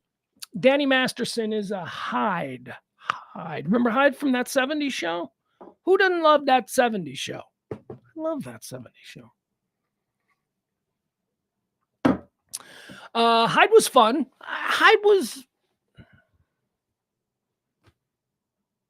I'm trying to go. I'm going through the cast of that 70s show, and I'm going to say something. And I think I'm going to stand by it. Hyde was the least interesting character on that 70s show. Hyde was the least interesting. So anyway, Danny Masterson played Hyde. He had a nice, he had a nice little career. You know, I mean, he had that 70s show, which ran for what? 7 seasons. That ran a long time. Then he did another show that I never watched. He was on another show for like 5 years, but it was I remembered the name of the show. I was like, oh, I've heard of that show. He was on that. And then he was on The Ranch, which was the Ashton Kutcher show. That was who else is in that with Ashton Kutcher? Anyway, The Ranch. I've seen a couple episodes of that. It's a pretty good show. I keep thinking I need to go back and watch The Ranch. I need and Bloodlines. Bloodlines is another one that I've never seen. The Ranch and Bloodlines are like the two that I'm like, is now the time when I watch season 1, episode 1 of Bloodlines or The Ranch. Anyway, Danny Masterson has been in trouble for a couple of years now. He was accused of rape. These rapes occurring back in 2003 and 2004, apparently at his Malibu swing pad when he was young, happening Danny Masterson from that 70s show. He's being accused of drugging numerous girls. 3. This trial was about 3 girls he was convicted of rape. on two of these. Two of the girls he was convicted yesterday of raping. The third was a bit of a hung jury. The third they couldn't come to an agreement on, so the third charge got dropped. The third charge was, the reason that the third charge was more complicated was because the individual at the center of the third charge was someone that he had had a long ongoing relationship with. Long story short, he was dating her. The incident in question occurred with this girl. This girl continued dating him for a year. He married somebody else. She filed charges. That's why the third one was like, the jury's like, yeah. If this was really traumatic for her, she stayed in the relationship with him. Like the next day, she woke up in bed with him the next day after he supposedly raped her. And she's like, I hope he asked me to marry him. So, you can understand why the jury was like, that one's a little bit more difficult. But no, they believe that he absolutely raped these two other girls. Now, here's why this story is interesting. Danny Masterson is a big player, lifelong player. He was born into it. In what is it? I'm talking about Scientology. So Danny Masterson is one of the Hyde from That 70s Show, is a Scientology kid, raised in Scientology. The women he raped were also Scientologists. They were also people who were involved with Scientology. Now, this was a big problem, and why in 2023 we're finally getting, 20 years later, this happened 20 years ago. 20 years later, we're finally getting the charges here, and he's been convicted because Scientology tried to cover it up. It was a very big part of this case, is that Scientology basically harassed. They were terrible. They were terrible to these women who were also members of Scientology, who were bringing charges of rape against this Hyde guy, who's important in Scientology, because remember, in Scientology, the saints of Scientology are people with a TV series or a movie deal. That's how you get to be John the Baptist in Scientology. You make Mission Impossible 7 times, right? And suddenly you're Tom Cruise, and you're like, John the Baptist of Scientology. So that's kind of what Hyde was. Hyde was Danny Masterson. He was pretty important in 2003 in Scientology. And so they tried to cover it up, because Scientology has a policy that when things occur between members of Scientology, they don't go to the police. You let Scientology handle it. And apparently Scientology didn't do anything to Danny Masterson, because again, he's a movie star, TV star. Scientology likes that he's out there doing interviews going, by the way, I'm a Scientologist. Like, they think it's good for the brand. So they tried to cover it up. And that's why it took 20 years. And he's been convicted of 2 counts. He's looking at 30 years in prison. Hyde is 47 years old. Danny Masterson is 47 years old. By the way, at 47, stop calling yourself Danny. Says a 53-year-old who goes by Pugs. I'm just pointing out, you're no longer Danny. You should be Daniel. You should be Daniel Masterson or Dan Masterson. Danny made me think that, 47 years old, you got crow's feet. You can't be Danny anymore, kid. I'm sorry. He's probably going to jail for a very, very long time. And he date rape, drugs. This is what he used, date rape, drugs. He would get them blacked out, and then he would, have sex with them. That is rape. That is absolutely rape. Here's the interesting thing, though, about Danny Masterson, that as I've been following this story. He was on trial a couple of months ago, and then the jury was hung, and then so they had a retrial, and this is the retrial, and now he's been convicted. But I've been following this for a while. You know how interesting this there's like so much weirdness going on with Danny Masterson. Danny Masterson is so connected.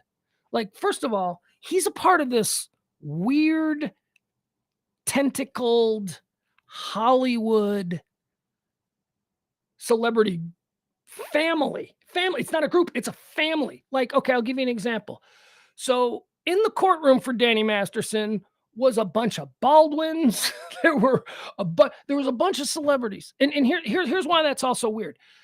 Danny Masterson is married to Bijou Phillips. Bijou Phillips is the daughter of John Phillips of the Mamas and the Papas. Bijou Phillips is the sister of China Phillips from Wilson Phillips, the band Wilson Phillips. Bijou Phillips and China Phillips are sisters. Bijou is married to rapist Danny Masterson. China is married to Baldwin Billy. Okay. But then we get more, because Baldwin Billy has a brother named Baldwin Stephen, who has a daughter who is married to Justin Bieber. who now you've got the Bieber, the Baldwins, it's just such a weird, like tentacled, everybody's married. There's more examples, but I want to move on from this story. Danny Masterson, he's looking at 30 years in prison, Hyde from that 70s show, convicted yesterday of 2 of 3 counts of rape for incidents that occurred back in 2003. Speaking of, on the very same tip, how about Armie Hammer? Let's talk about Armie Hammer. Armie Hammer's funny. Armie Hammer is a guy that Hollywood tried to make happen for a decade, and then he just completely torpedoed everything. Even though he was being handed everything, we're going to make you a big star. You're going to be a big star. We're going to reboot The Lone Ranger, and we're going to make you the star of it. Oh, this is going to be huge for you. And then nobody saw The Lone Ranger. Armie Hammer famously, I think, burst onto the scene playing both roles, a dual role as the Winklevoss twins. Remember the Winklevi on Social Network, the film? Handsome. I don't know if he's a good actor. I don't know. I haven't seen enough of Armie Hammer to be able to tell you if he's a good actor or not. Comes from one of the most important and influential and powerful families on the globe. Yeah, you like to say in America, but no. Armand Hammer was a global powerful dude. Armand Hammer, I believe, like in the 19th, he's Armie Hammer's great grandpa. Armand Hammer was advisor to president, a billionaire at a time when there was no such thing as a billionaire. Like, he was one of the richest men in the world, one of the most powerful people in the world. He had all kinds of business interests, but more that political influence. He had political influence all over the world. Armand Hammer, when they talk about the Trilateral Commission, for years it was Armand Hammer who formed the Trilateral Commission, who was, the Illuminati, whatever. Armand Hammer. Armand Hammer started the Illuminati in 1922. So this is the family that Armie Hammer comes from. He's handsome, he's ridiculously wealthy, and Hollywood decided that they were just going to make him a big star, even though the rest of us were like, I don't really see it. I don't know, he doesn't really do anything to me. So then after 10 years of misfires on the part of Hollywood, Armie Hammer gets in some trouble because it turns out that he's a sex freak. He is a sex freak. He's not a rapist, because when you're... stream of consciousness can be dangerous. I almost just said something that I would not have been comfortable with saying.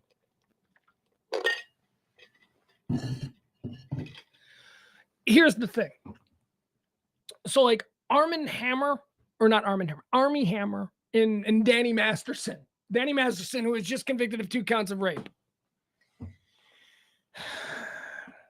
I mean, one of them is Hyde from that 70s show, and the other one is like a 6'5" Teutonic goddess of a man with a family with a couple $1 billion in the bank, right? So, one of those guys is like, my point is this.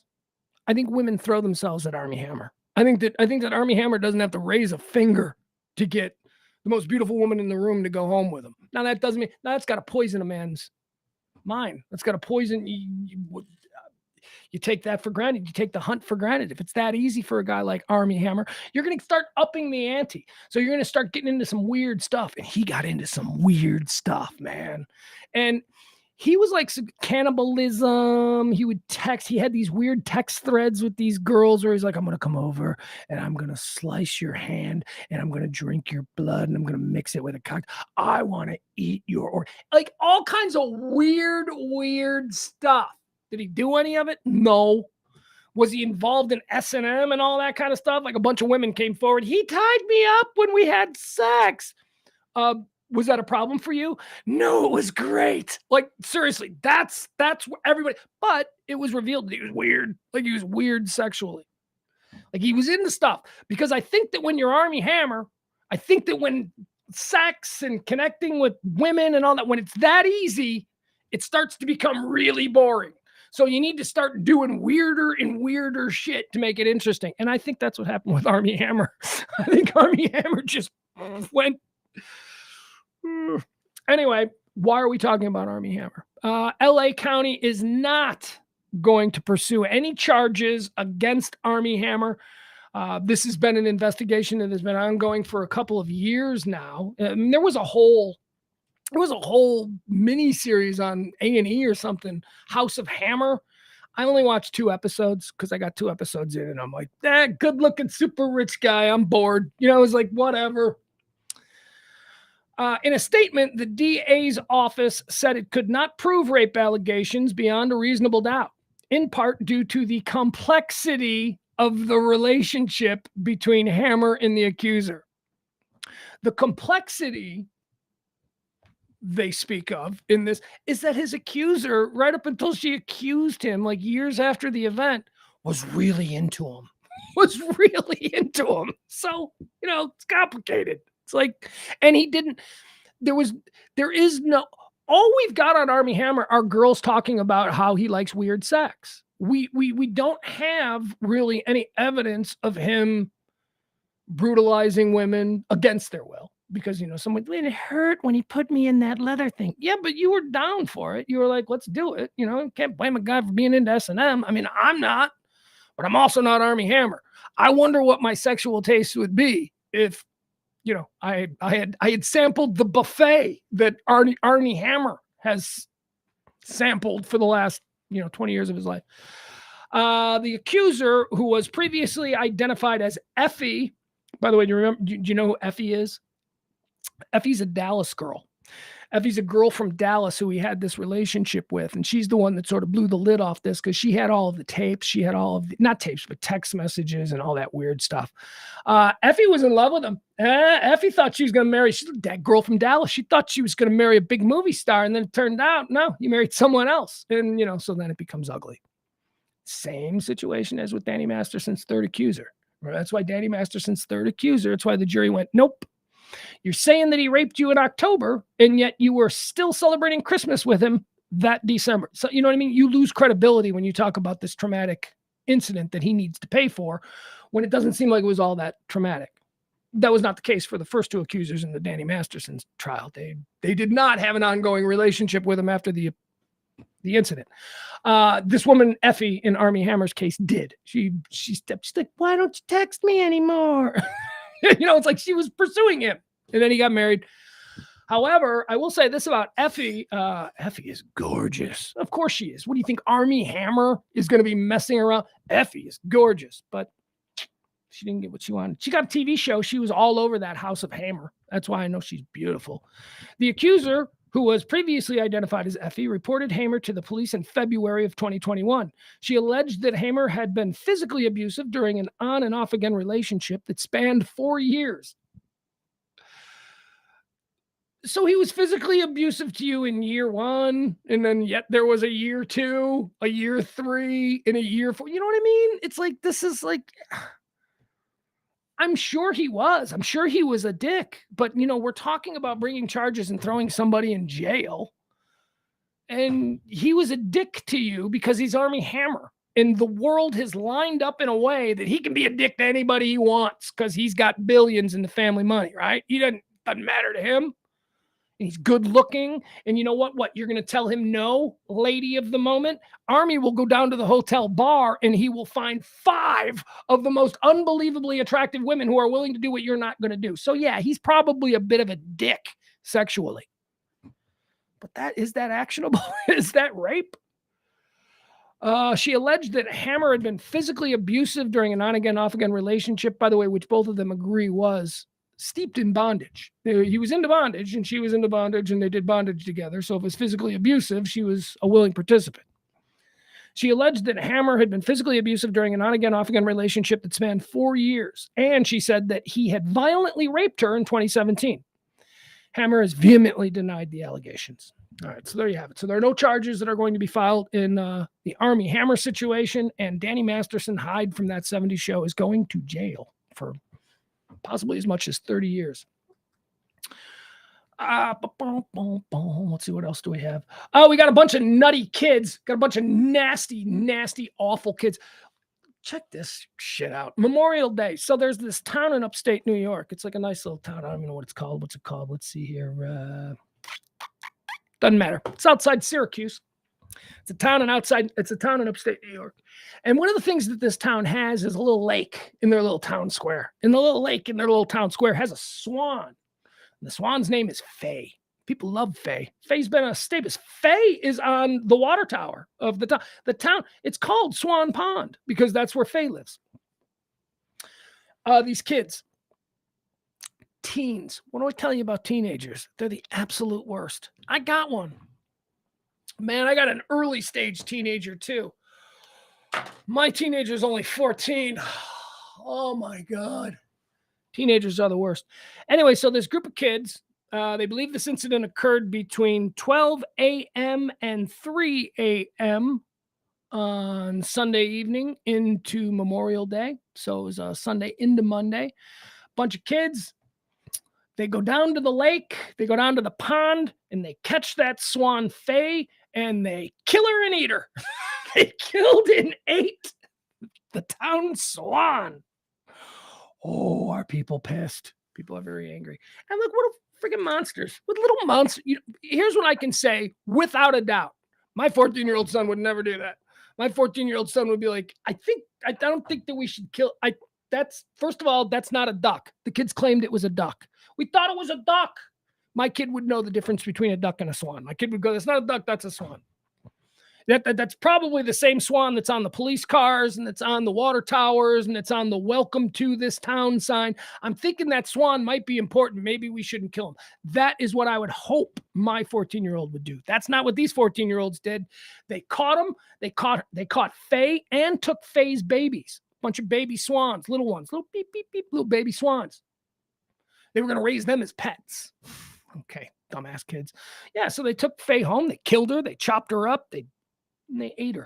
Now these kids are in trouble because apparently it's an endangered species of spider. It's a whole big thing. But anyway, I don't care what happens to these kids. They're kids. They're dumb kids. I just wanted to tell the story and point out that these kids are monsters. This is a monstrous thing. Now, I'm not going to blame all three of these kids, but one of these kids is a monster. One of these kids, again, we can't say that all three, but we do know that one of them, we don't know which one of them had this idea. One of them convinced the other ones that we should kill the swan and we should eat the swan. It wasn't a group. They didn't all at the same moment go, hey, I'm bored. Are you bored? I'm bored too. Are you thinking what I'm thinking? Let's kill the swan. No, that's not how it went down. It was like one dude was like, you know what we should do? We should get out of that pond and we should kill that swan. And I'm sure one of them went, let's just keep playing Madden. And the other said, no, let's kill the swan. What are you, a pussy? You don't want to kill the swan? And then the third guy probably wasn't a very confident teen. He was like, I'm not a pussy. I'll kill the swan. And now suddenly it's two guys that want to kill the swan. And the dude playing Madden is like, fuck, all right, let's go kill the swan. One of those kids is a monster. The other two are just dumb teenagers who are like, whatever. Speaking of dumb teenagers, actually, this is not a dumb teenager. This is a guy. Well, this is a guy who's now like 45 or something. He's much older than I don't know how old he is. He's old though. 30 something, 35 maybe. 35. He's 35, not 45. So this is not a dumb teenager. He was a dumb teenager. He first burst onto our radar as a teenager. I am talking about a name from the past. But it's not really that much of a name from the past because we talked about this guy the other day. We mentioned him the other day. For the first time, I've mentioned him in probably 20 years. Johan van der Sloot. Yeah, Johan van der Sloot. Johan van der Sloot has been attacked in Peruvian prison, yeah. Joran van der Sloot, of course, we remember Joran van der Sloot. He is the man at the center of the disappearance of American teenager Natalie Holloway down there in Aruba a long time ago. Remember Natalie Holloway, that pretty little blonde girl? Went into a Carlos and Charlie.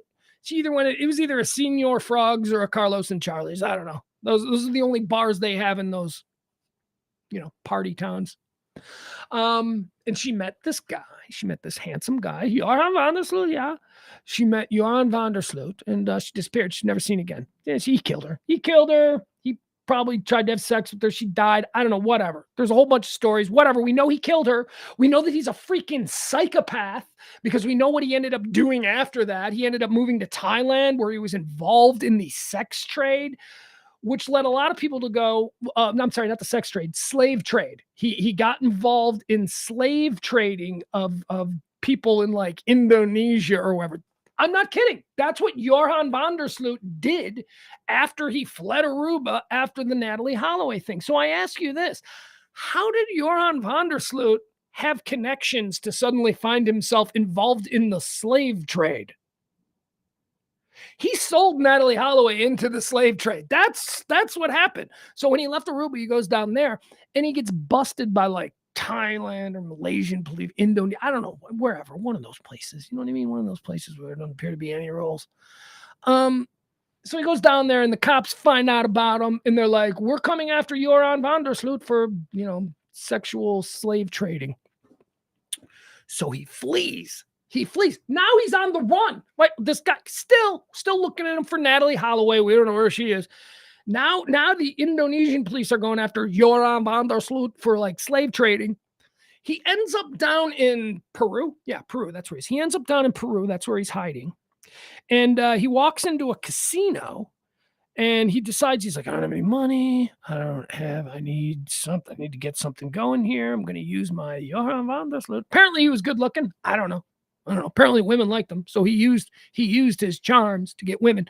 And he goes into this Peruvian casino and he walks out with some daughter of like a billionaire. He like somehow meets at this casino some super rich girl. And he decides, and she won a whole bunch of money. That's it. That's how he came to know, because she had won like $50K. And she's like, what? She's partying. And so he used that. He's like, okay, she's got $50K. I need some money. Let's get this from her. So he hits on her and she's with him. She's like, okay, let's go back. Takes her back to his hotel room and he murders her. He murders her right there in the hotel room. His hotel room, not even her hotel room, like took him to his hotel room and murdered her.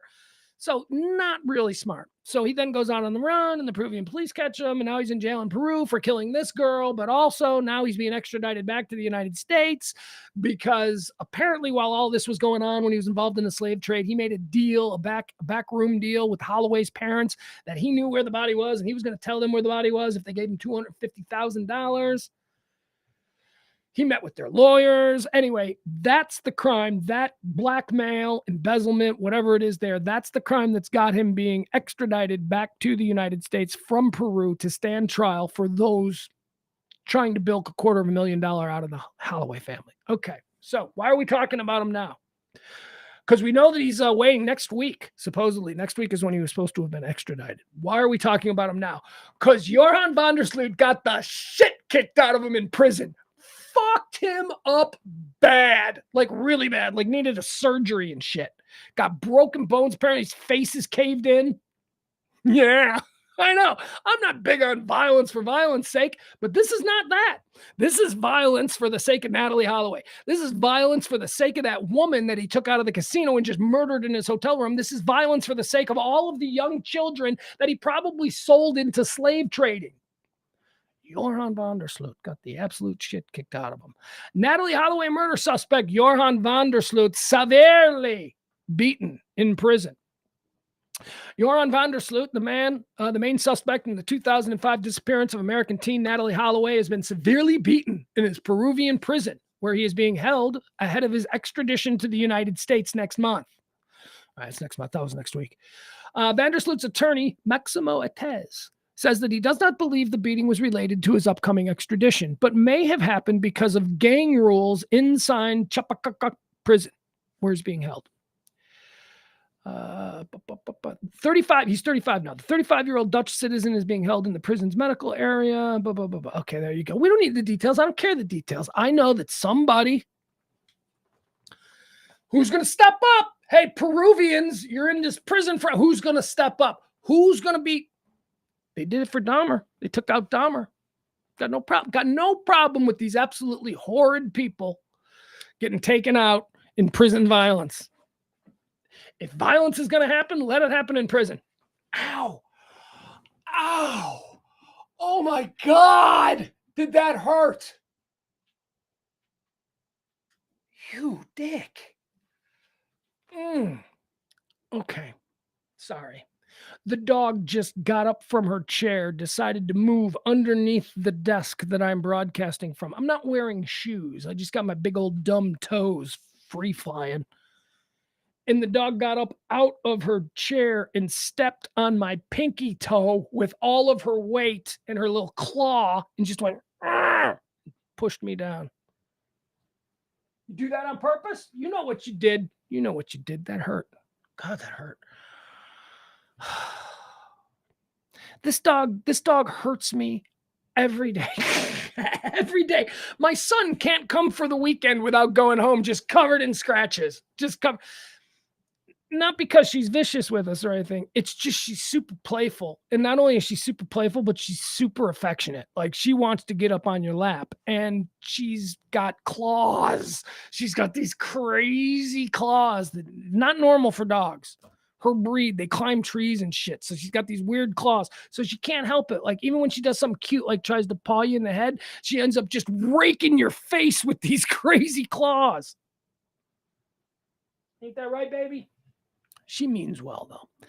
All right, Johan van der Sloot. That's why we're talking about him. Here's one. This I didn't know this. This was an interesting story. Maybe you guys knew this. I did not know this. Was not aware. So do you guys watch Last of Us, the HBO series, Max series? I don't know. What do we call it now? What is it supposed to be? Is it an HBO series? Is it a Max series? I don't know. Last of Us. I enjoyed the last. I didn't finish the season of The Last of Us. So here's the thing. The Last of Us is my son's favorite video game. So when it was turned into a TV show, he's like, we got to watch it. We got to watch it every week. It's got to be our thing every Sunday night. So we started watching The Last of Us. And then, I think both of us lost interest. I don't know what happened, but it suddenly stopped being a Sunday night thing between me and my kid.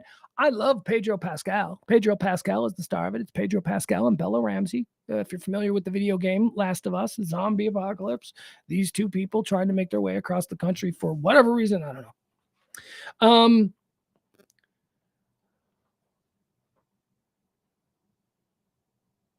How do I say this? Because the story that is trending today, let me just give you the story. You don't need any exposition here. So Bella Ramsey is trending. Bella Ramsey is the lead in The Last of Us. Bella Ramsey and Pedro Pascal, of course. Oh, hold on. So Bella Ramsey plays the young girl who has the gene in her blood that makes her impervious to zombie bites. Like everybody else gets bitten by a zombie, they turn into a zombie. But for some reason, she's got something in her body that when she gets bit by a zombie, or if she gets attacked by a zombie, she doesn't become a zombie. So they're trying to deliver her to a medical place where they're going to take her blood and try and create a cure for whatever this zombie disease is. So that's the whole point of it, right? So this is a story that I did not know. Bella Ramsey, here we are. She's the young girl. I don't know how old she is. She plays like a 14-year-old, but she's probably 33, right? Like I have no idea. Okay, so this is like the second part of the story because I didn't know the first part, but we're burying the lead here. Okay, so Bella Ramsey, the star of The Last of Us, considers herself. I just did it wrong. She doesn't consider herself. She considers themselves to be gender fluid. And she's, she doesn't identify as a man or a woman. She's, she's that. She's doing that thing. So the reason the story is she's being criticized. So absurd. She's being criticized here on the outset of Pride Month because she competes when award seasons come. She competes in actress categories, and she now feels that she has to explain why she competes in actress categories when they consider themselves, gender fluid and neither male nor female. And she gave a great explanation. She goes, "It's because I'm playing female roles." It's because the thing that I was trying to act like was a female. I was playing a female role. I was acting as a female young. So I thought that was a really good example, but a really good explanation of why she doesn't have a problem with her being put into female categories and for awards. But I didn't know she was gender fluid. That's the thing. I didn't know. This is there's something there is something uniquely interesting about this little actor. And now it kind of makes sense because I never saw her as this uniquely feminine character in The Last of Us. Tomboyish, sure. Obviously a girl. The character is a little girl, and her name is Bella, so I'm guessing she's, somehow a girl. But anyway, she's here. Let me show you. I don't know if you guys do you guys know who Bella Ramsey is? She's a great little actor. Them's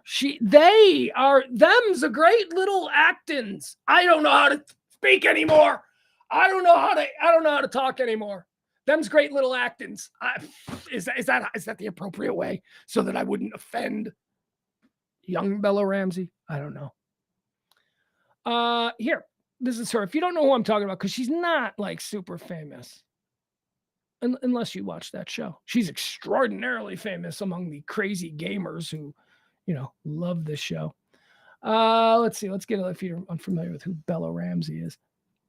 She has a very curiously unique style and a very non-traditional way of carrying herself. So, I can see it is what I'm saying. What I'm saying is, when I learned that she was gender fluid, I went, oh, that explains. Okay, so there you go. This is Bella Ramsey, the little. She plays a little girl on The Last of Us. But again, I don't know how old she is. How old is Bella Ramsey? Let's see. How old is Bella Ramsey? 19. Okay. According to Wikipedia, Isabella May Ramsey is an English actor.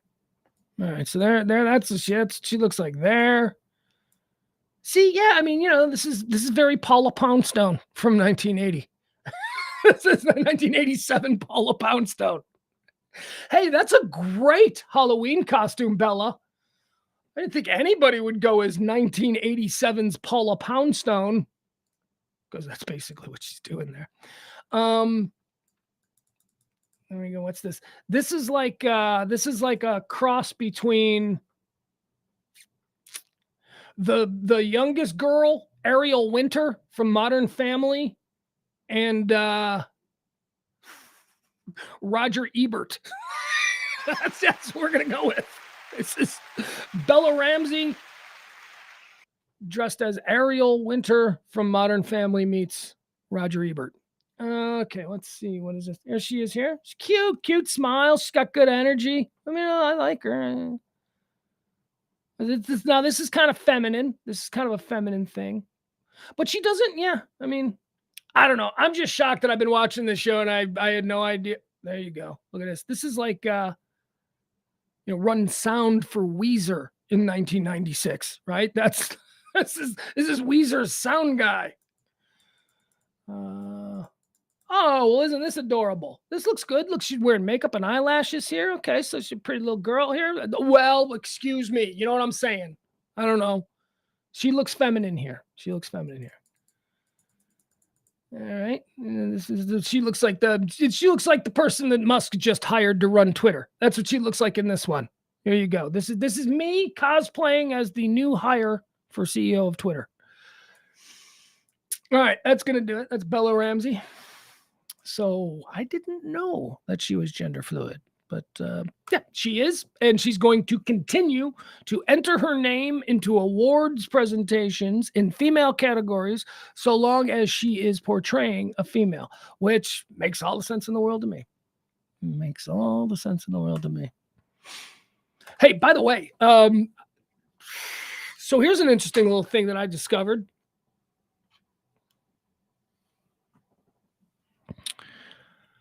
I'm not really proud of this. I don't know what this says about me, but okay. So I was a really big fan of the show Umbrella Academy. Really liked the show Umbrella Academy. Loved it.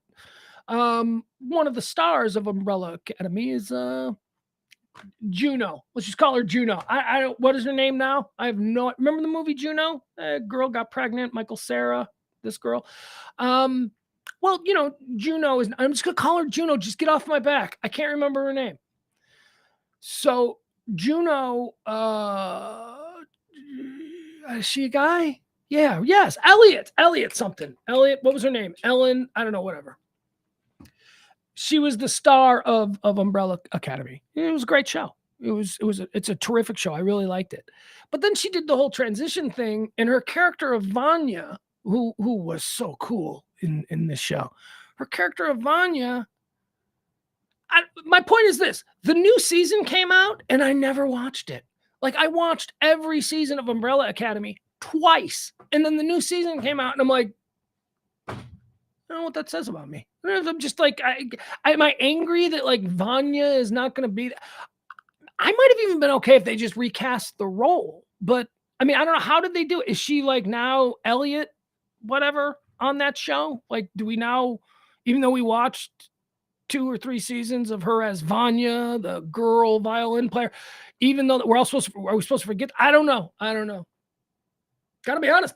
Not proud that I don't have this being Pride Month. Not proud that I don't have a reasonable explanation as for why I never jumped into the new season of Umbrella Academy featuring the now completed trans actor Juno. I don't know the person's name. I have no idea. Elliot Page. There you go. Ellen Page. There you go. Thank you.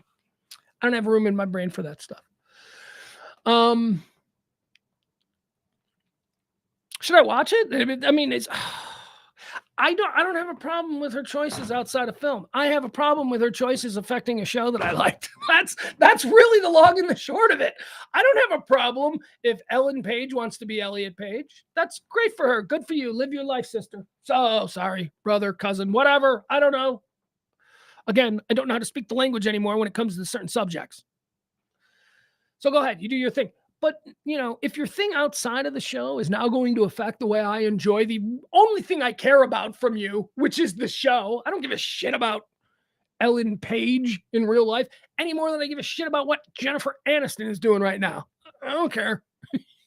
So I guess her choices in some way affected the role of Vanya, or at least affected it in my mind. And now, I don't know. I got to work on that. See, you know what? This would be a fun one. If I was still in therapy, this would be an entire 1-hour session. I would just sit there and I'd talk to my therapist about what is going on with me here? Why haven't I watched Umbrella Academy? See, I don't have any money. I can't afford therapy sessions for frivolous bullshit like that. But back in the day, boy, that would have been a session. I talked to my therapist about women that I was dating, like, just endlessly. And it was so much fun. It was just, I miss therapy. You should be in therapy. Well, no, you shouldn't be in therapy. If you don't need therapy, don't be in therapy. Don't waste it.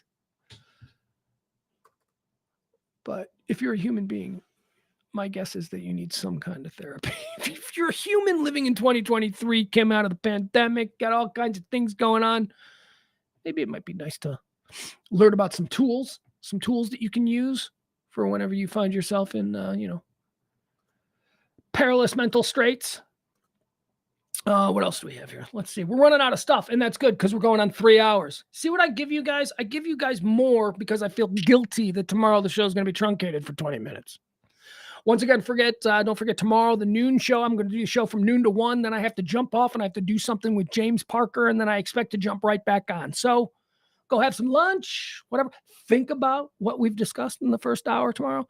Take a little break and then wait for me to reschedule. And then I'll come back on. Probably, I don't know, maybe 1:30, 1:45, something like that. Hey, where's my girl April? Is April in the chat room? I need to know, did anything happen while we've been doing the show for the last 2 hours and 41 minutes? I imagine something happened. Any big news? Any big thing that I didn't get any alerts. Although, you know what? I'm not getting a lot of good alerts anymore. It's starting to become really bothersome.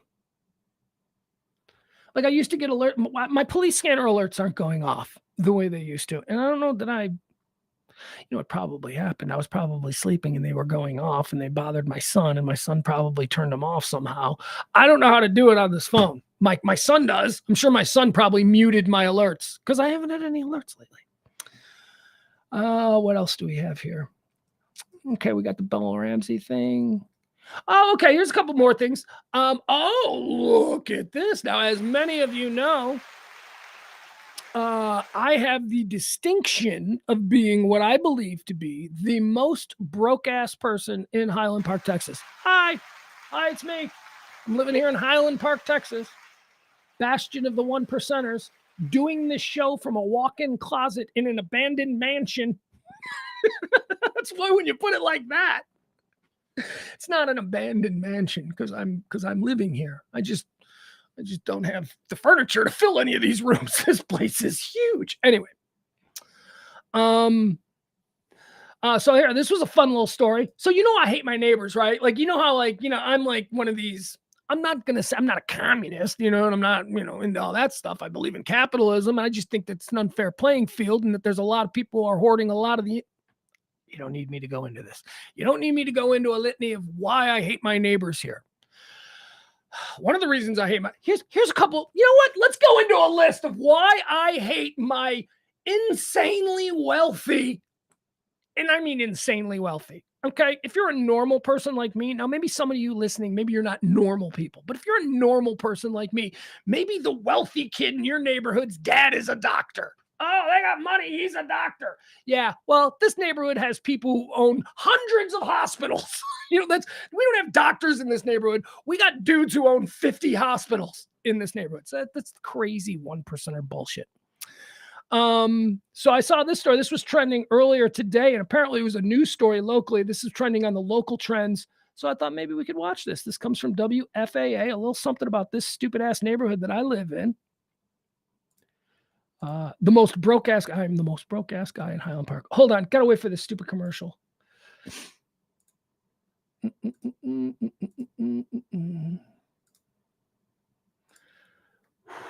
here we go. Here we are. Yeah, well, we gotta watch this ad. They're gonna make us watch this whole stupid ass ad. All right. Hold on, folks. All right.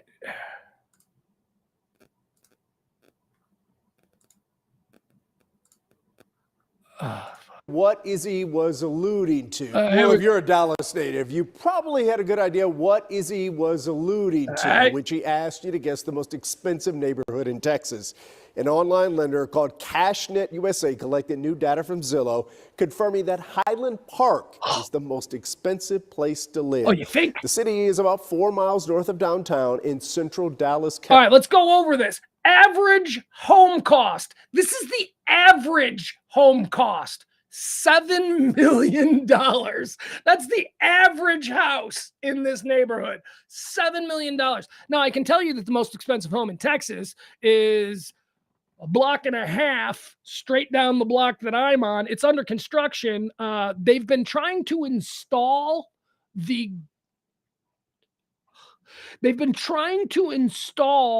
the golden dome that adorns the top of this $105 million home that is being built right down the street here. It's owned by Andrew Beal, who is the wealthiest man in Dallas. Andrew Beal owns Beal Bank and hedge funds and all that kind of stuff. So the average home in this stupid neighborhood is $7 million. Median household income. Now that includes me. Like I'm making zero. So I'm bringing that down a little bit, even with my zero, representing my zero income. Even with my zero income as a Highland Park resident, the median household income is still $234,000 a year. That's it. You're just let's see what else they have to say here. County, and the median household income there is more than $234,000. Still my favorite place to go look at Christmas lights every year. Stay out of my neighborhood at Christmas time, you people coming here to look at all the Christmas lights. All right, that was interesting. I saw that. So here's why that's interesting, because the other day, and I don't know if this was I don't know if we were streaming this, or I don't know if it was just me and James talking. Actually, now that I think about it, it was just me and James talking on the phone. But I went into this rant about Highland Park, which can I also be completely honest? I ain't moving. I like it here. I really like it here. This is like the nicest neighborhood I've ever lived in. Well, and of course, because the average home price is $7 million. People all suck. That's not true. They don't all suck. There's actually some nice people. There's actually some nice people that I see when I'm out doing my dog walk. But for the most part, I just have to assume that most of the people around here suck.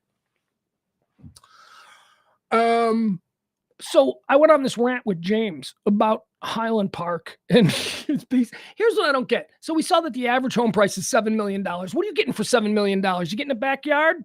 No, you ain't getting a backyard. No, all of these houses are like right on top of each other. You might have like 4 lots for your, 30,000 square foot mansion. And then you might have a backyard. That's good. But, most of the houses, most of like the 9, 10, 11, $12 million houses that line these streets, no backyards, nothing. We're talking like a dog run, maybe a room. Honestly, they would have a backyard, but most of these people have gigantic pools. So they got a pool, but there's no grass, there's no nothing. So you're not getting a whole lot of property. What's the other problem with living in Highland Park, spending $10 million for one of these houses? Well, you are constantly being bombarded by obnoxious airplane noise. Typically, when you live right next to a major airport, what's going on, baby? Typically, when you live right next to a major airport, you're living in a trailer park. They don't put really nice neighborhoods right next to an air. Well, that's not the case with Highland Park, because I can walk to Love Field, and I'm telling you, it is constant low flying planes, 5,000, 10,000 feet. It's worse when they're taking off. When the planes, the way they take off and land, like depending on which way they enter. So like from where I live, like one day it'll all be planes landing, right? And then the next day it'll all be planes taking off, right? Planes taking off is way worse than planes landing. Planes taking off, man, when they're trying to climb, I mean, it is super loud. So that's what you're getting for your $10 million house. You're getting no backyard. You're getting constant airline, low flying. You can read the tail numbers on the planes. So you're getting that. Then do you need to move around? Do you need to go anywhere? Or are you just going to stay in your house? Do you need to go to the Whole Foods? That's like a block away. You can go to the Whole Foods. It'll take you a half hour at noon on a Tuesday. Why? Because this freaking neighborhood is so tight. Remember, no backyards. Everything is crammed together. So there's not a whole lot of room. So the streets aren't really wide. So what happens every day between, say, 7 a.m. and 5 p.m.? This neighborhood is lousy with pickup trucks. We're talking about pool people. We're talking about landscapers. We're talking about people doing remodelings. We're talking about, you can't go anywhere in this neighborhood. It is constantly, oh, Jesus, I'm stuck behind 5 white pickup trucks with work equipment in the back. That's all this neighborhood is. And then after all of that, we are rimmed in this beautiful neighborhood by the lovely Lemon Avenue and Mockingbird. Basically, it's like the demilitarized zone. This entire neighborhood is bounded by some really bad stuff going on. Lemon Avenue over by the airport, which is the boundary of this neighborhood. It's crazy. It's like, so that's what you get for your $10 million or your $7 million average home price. You get low flying airplanes, you get constant noise, you get terrible traffic in the neighborhood, and you get drug dealers and homeless people and all of that. They're right on the perimeter and they come in, and it's not a good neighborhood. The only thing good about this neighborhood is the fact that for about, 2 or 3 square miles, it's a bunch of super fancy houses with a bunch of rich people. Adam says, I can navigate HP well. Navigating it's pretty much a grid system with the exception of like Douglas and Armstrong, so you can navigate it. But I don't know if you've ever tried to drive around through this neighborhood right now. Come right now on a Thursday at 2:51. See how long it takes you. 4-way stops. You're going to be like, there's going to be like 15 trucks in front of you. Oh, and by the way, that's the other thing about this neighborhood. Do you know that they get garbage pickup every day? Every single day. It's not Thursday. What's garbage day in this neighborhood? Garbage comes every day. Regular garbage comes twice, Tuesdays and Thursdays. So you get your regular garbage. They'll come and they'll pick that up on Tuesdays and Thursdays. On Monday, I think is bulk. On Monday, the garbage trucks are out there doing bulk. Then on Wednesday, I think it's like lawn clippings and stuff like that. And then on Friday, there are garbage trucks in this neighborhood 24/7 is my point. All right. But hey, Highland Park, rich people, you're morons. You are morons. You're spending $7 million for a house here. You could have spent $2 million and had a house that's twice the size in Frisco with like twice the backyard. But no, you're an idiot who needs to have the Highland Park zip code. That's what it is. That's exactly what it is. These people are all status whores. These people all just want the Highland Park zip code, even though everything else about living here is not great. This house is... I'm half a block from the tollway. Did I mention the tollway noise? There is constant tollway noise. Then the planes are coming, and then there's a garbage truck, and then there's leaf blowers constantly. This is the most jacked up, absurd neighborhood I've ever lived in. And I'm not moving. No, I'm not. I'm going to stay here as long as I can. I'm going to take notes on these people. Here's another interesting story that I found this morning. Anybody interested in knowing what James Hetfield thinks are the best bands of all time? James Hetfield, of course, the Cowardly Lion from The Wizard of Oz and lead singer of Metallica. James Hetfield sat down and gave an interview where he talked about the most important bands in his life. These are his favorite bands. These are Metallica frontman James Hetfield shares his 10 favorite music bands of all time. Let me just say this first. I love Metallica. Who doesn't love Metallica? Metallica's so cool. Even dudes who don't like metal, at some point they got to be like, okay, Metallica's the exception. Metallica's pretty cool. And I used to think that James Hetfield was really cool. And maybe he still is really cool. But that kind of, like, he seemed like a cool guy, right? But that took a kick to the nuts when I watched that documentary. What was that documentary? Remember the Metallica? They were going through band troubles, and instead of breaking up, they decided to bring in a team of like therapists and then just filmed it all. And then when it was all done, they turned it into a doc. So good. So good. It's some kind of monster. That's what it is. Some kind of monster is the Metallica documentary about them being on the verge of breaking up and then going through therapy with these workers and coming back together. Anyway, it was in Some Kind of Monster where James Hetfield, to me, revealed himself to be a bit of a prick. I'm like, okay, you know what? I think I know what the problem in this band is. The problem is that Lars, the drummer, is like Mr. Lars and in charge. And he is, he's like, this is what we're going to do. Okay. This is the kind, we're going to do this and we're going to do this. And James Hetfield is Mr. Lead Singer. And he's just sitting there going, if I only had a heart or whatever. What did he need? What did the Cowardly Lion mean? Courage. And so in the documentary, it's sort of just in little like ticky-tack, bitchy ways. I thought James Hetfield came off as a bit of a bitch. I'm like, dude, nobody's doing this. Lars is trying to do this. Why are you pushing back? Are you jealous just simply because Lars is the only one going, let's do this, let's do that? James Hetfield just wanted to be drunk riding around in his crazy motorcycle. He had a crazy motorcycle in that, as I remember. He had like a sidecar, and he was like just driving around. Anyway, so what kind of music and what bands does James Hetfield think are the absolute best? Let's run down his list. This is 1 to 10, I believe. Yes. James Hetfield believes that the greatest band of all time, his number one band of all time, James Hetfield of Metallica. Ladies and gentlemen, can I present to you AC/DC? AC/DC. James Hetfield says they're the best. Number 2, Judas Priest. Number 3, Motorhead. Hung out. One of the great stories, Lemmy hung out with Lemmy at the Rainbow, which is Lemmy from Motorhead is very famous for that was where he lived. If you still go to the Rainbow, they have like a whole section that is dedicated to Lemmy. Well, Lemmy lived right around the corner from the Rainbow, and every night he would just go to the Rainbow, sit at the bar, and he would play video poker. People would walk in, tourists would walk in, and they'd be like, "Is that Lemmy from Motorhead?" They'd be like, "Yeah, that's Lemmy." I mean, he was just like a regular guy. He did it, and we interviewed him at the Grammys, and then he's like, "Well, you guys gotta come by the Rainbow," and so we actually went by the Rainbow that night It's like he's working there. He didn't work there. He was Lemmy, for crying out loud.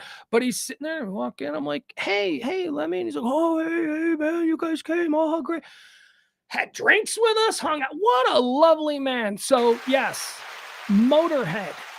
Motorhead is the number 3 best band, according to James Hetfield. Lemmy was a nice guy. He had a disturbingly large mole on his face that, like, Kelly and I had a lot of fun making fun of. When he wasn't around, we didn't do it to his face, but it was... Wait, who was it that named him?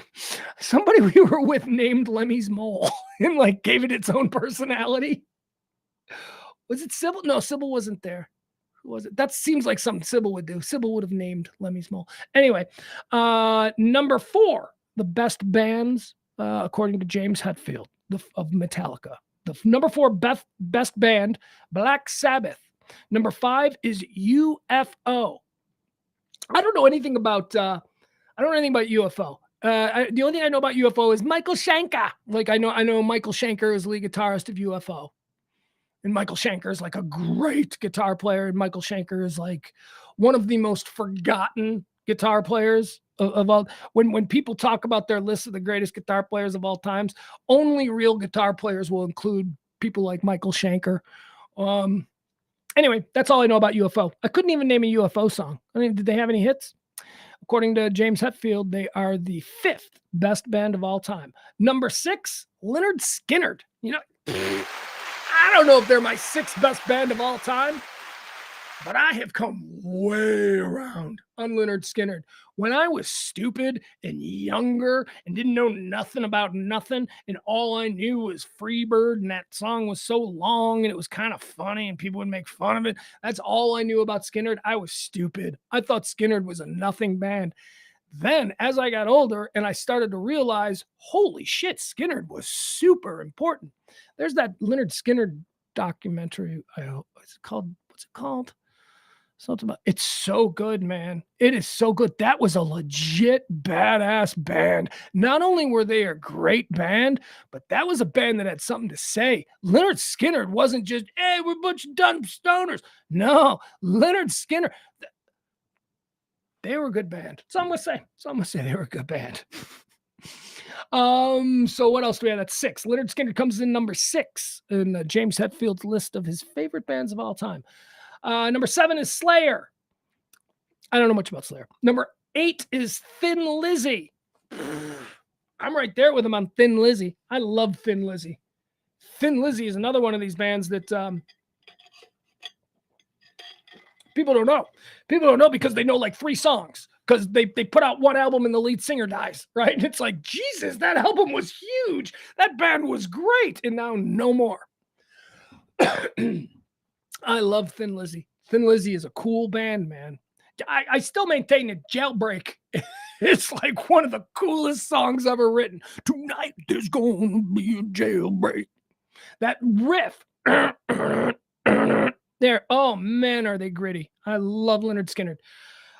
Slayer. Not Lynyrd Skynyrd. I mean, Thin Lizzy. Thin Lizzy. Then we got Iron Maiden, which, yeah, that's cool. You know, I was 14 once. Iron Maiden was cool. And he finishes up. Number 10 in James Hetfield's favorite bands of all time. James Hetfield, of course, from Metallica. Kiss. Ladies and gentlemen, Kiss comes in at number 10. Number 1, AC/DC. Number 10, Kiss. There you go. All right.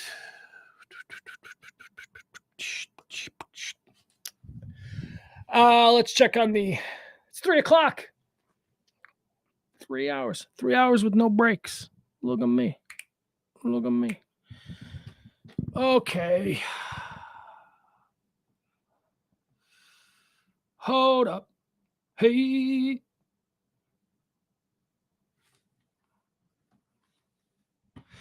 Jamie Foxx is trending. Do we know anything more about Jamie Foxx? I think we're pretty much of the understanding that Jamie Foxx suffered a stroke. He had some kind of brain issues related to the stroke. He is in a brain care specialty hospital, a very well-known one in Chicago, which is where he's being treated.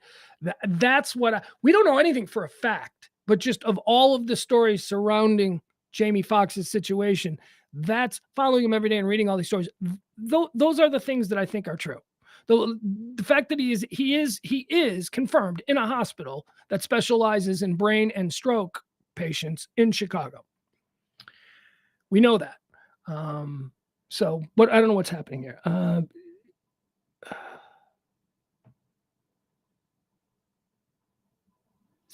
is it? Okay, so Jamie Foxx is trending because people are reacting on the Twitters to somebody who tweeted some information about Jamie Foxx. This person, I don't know what kind of credibility this person has. We live in an era of Twitter now where nobody has any credibility whatsoever. You cannot trust anybody, because it used to be that people who had blue check marks were authenticated as, whatever they are. If this person is an expert on this, they have that blue check and you're like, oh, that person knows about this. I'm going to read what they say on it because I know this person's an expert. That's not a thing with Twitter anymore. Not a thing. Now anybody can get them. So blue checks don't mean that you're an expert. And conversely, you got a lot of people who used to be blue checks who are experts who don't have blue checks, who are just lost in the, muddle of everything. So, you don't know what to believe, or not that you would just believe blue checks. But what I'm saying is at least that was a little bit of information that you had, that, this person with the blue check who was talking about rocketry really did go to the moon, really is an astronaut. You know what I mean? It was like that. It was like you knew that at least this person was in the realm of what they were talking about. Now we don't know that anymore. So somebody put out there, MSN, Jamie Foxx has been left paralyzed and blind from a blood clot. And of course, it's because he received the COVID-19 vaccine. There you go. And they're crediting this to Dr. Drew. They're saying that this is from Dr. Drew. No, maybe it is. Let's see what Dr. Drew. I don't know. But here's the problem. This is just a random person who put this on Twitter. Breaking news, Jamie Foxx, according to Dr. Drew. And then people, how many people?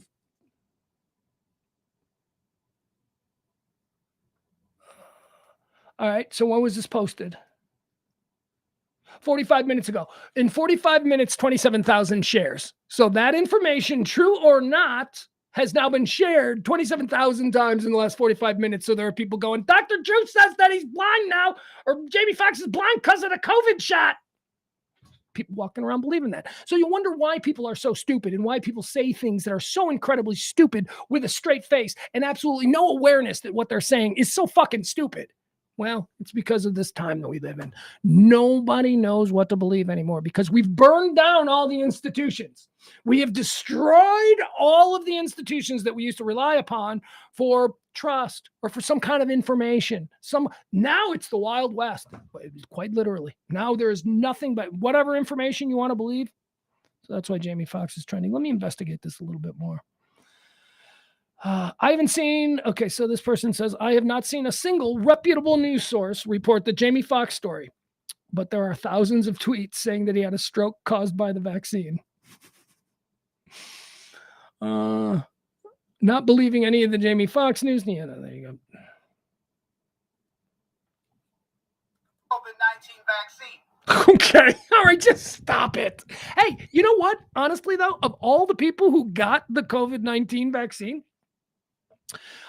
if in fact these are the people that are dropping dead, it's not too bad. That's not too bad. Jamie, it's not like, we've had to go through the last 6 months watching Leonardo DiCaprio, Angelina Jolie, Brad Pitt, and now Jamie Foxx all drop dead because they have all had the vaccine. Just Jamie Foxx? Is that the worst case scenario? If this truly is because of the vaccine, which it's fucking not, you morons. But if we're going to go down, that's fine. That's just the one. Oh, but then there's also the thousands and thousands of athletes who have dropped dead on playing fields and courts across the country since receiving the vaccine. Thousands and thousands, most terribly within high school students. High school students have been dying on the basketball court, on the volleyball court, on the football field, on the baseball field. They have been dying by the thousands since they were all forced to get this thing. Now, the news isn't reporting it, so you're only hearing it from from me, but you can trust me. That's what's going on. Stop it. Okay. I have fucking boosted everything. Everybody I know boosted everything. Absolutely nobody has had any kind of problems. Stop it. I got one friend who is like a crazy person. Yeah, but I love him. He's a crazy person. He's like, I got the vax and now I got all of these problems. And I'm like, dude, you were a drug addict for 30 years and now you were never worried about putting fucking heroin into your arm, were you? No, you weren't worried about that. But boy, one shot. And now suddenly you're 60 years old. And you're having heart problems and you're having liver failure. Yeah, it's the COVID shot that did that, you fucking idiot. I love you. I'll give you a hug because you're my friend. But come on. And by the way, I've said this to him. I've said exactly that to him. Yeah, it's not the years when you were a heroin junkie in the 90s. No, it's not that. It's the COVID shot you got a year ago, which suddenly made your liver and your heart go, sure. I don't know what the long-standing results of what's going on, baby, of that COVID shot was. Maybe we won't know. Maybe in 20 years we will find out that it's a whole thing. But here's what I do know: people are not just instantly dropping dead like months after getting. It's just not. That could be a thing. We could all grow like fins, right? In 15 years, we could all like evolve into fins. And then someone might go, that's because of the COVID shot. I go, well, it might make sense. Let's look into that. Let's see. Because now that's a long study over the course of but just, I don't know. I got the COVID shot and then, now I'm sick. Now I got the AIDS. I mean, I know I have sex with, Haitian prostitutes, but, it's the COVID shot that did it. That's why I'm sick, not the endless stream of Indonesian sex workers. Come on, stop it. There are not thousands of people dropping dead on sports fields across the country. And if you believe that, I need you to go. This is not a place. It's not a place for those kinds of bad brains. Okay. Thousands of high school kids have been dropping dead because they got on. Oh, you can't go to a high school basketball game without seeing an ambulance. You ever seen the ambulance parked there at football games? That's because of the COVID shot. Fuck you. There's been an ambulance at every football game I've ever attended. It's because football's a dangerous sport. It's not because of the COVID shot. Somebody actually said that. Next time you go to a high school football game, notice the ambulance. Dude, the ambulance was there in 1987, okay? And there were no COVID shots, so stop it. But there are dumb people who don't really think things through who will hear that and go, that's interesting because, yeah, there are ambulances at football games. That's right. So I guess it was. That's how people manipulate other people. There are those of us, and I have to put all of you that listen to this show, there are those of us who like to be informed, who understand things, who have decent brains, and then there's idiots, right? Then there's all the idiots out there who just hear something from somebody, goes, that makes sense to me. And then that becomes gospel. And then that's it. That's true. That's life. That's what they know. And they're going to spread that out there. And now all of a sudden everybody's walking around. We are morons is my whole point. So I don't know what's going on with Jamie Foxx. We do not know.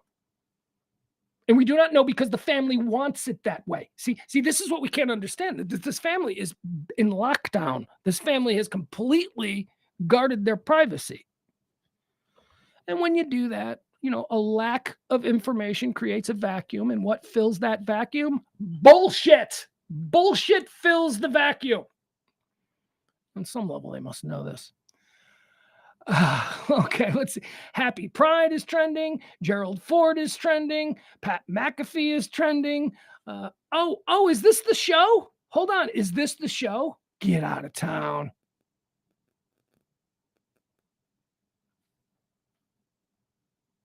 Hold on. I was talking earlier today. I was talking about a new Netflix show. It's got a bunch of. Let's watch the trailer for it. You guys want to watch the trailer for it? Why not? I don't know what the show's called, though. Jesus. How do I do this? All right. Is the show called Love is Love? Love is love, love, love, love. Oh, fuck. Okay. Hold on.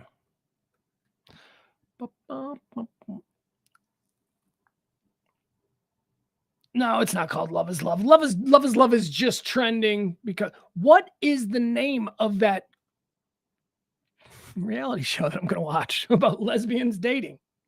And God love the producers. Again, I'll point out the producers went, hey, what if we just got all super hot lesbians?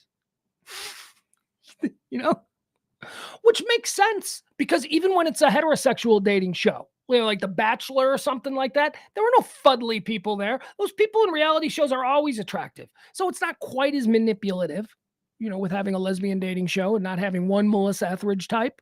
It's a lesbian dating show and they are all gorgeous. Let me figure this out. Hold on. I wonder if Google will. What the fudge?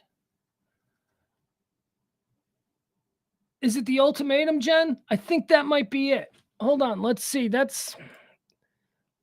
can't sign into this computer. I don't have Netflix on, so I can't.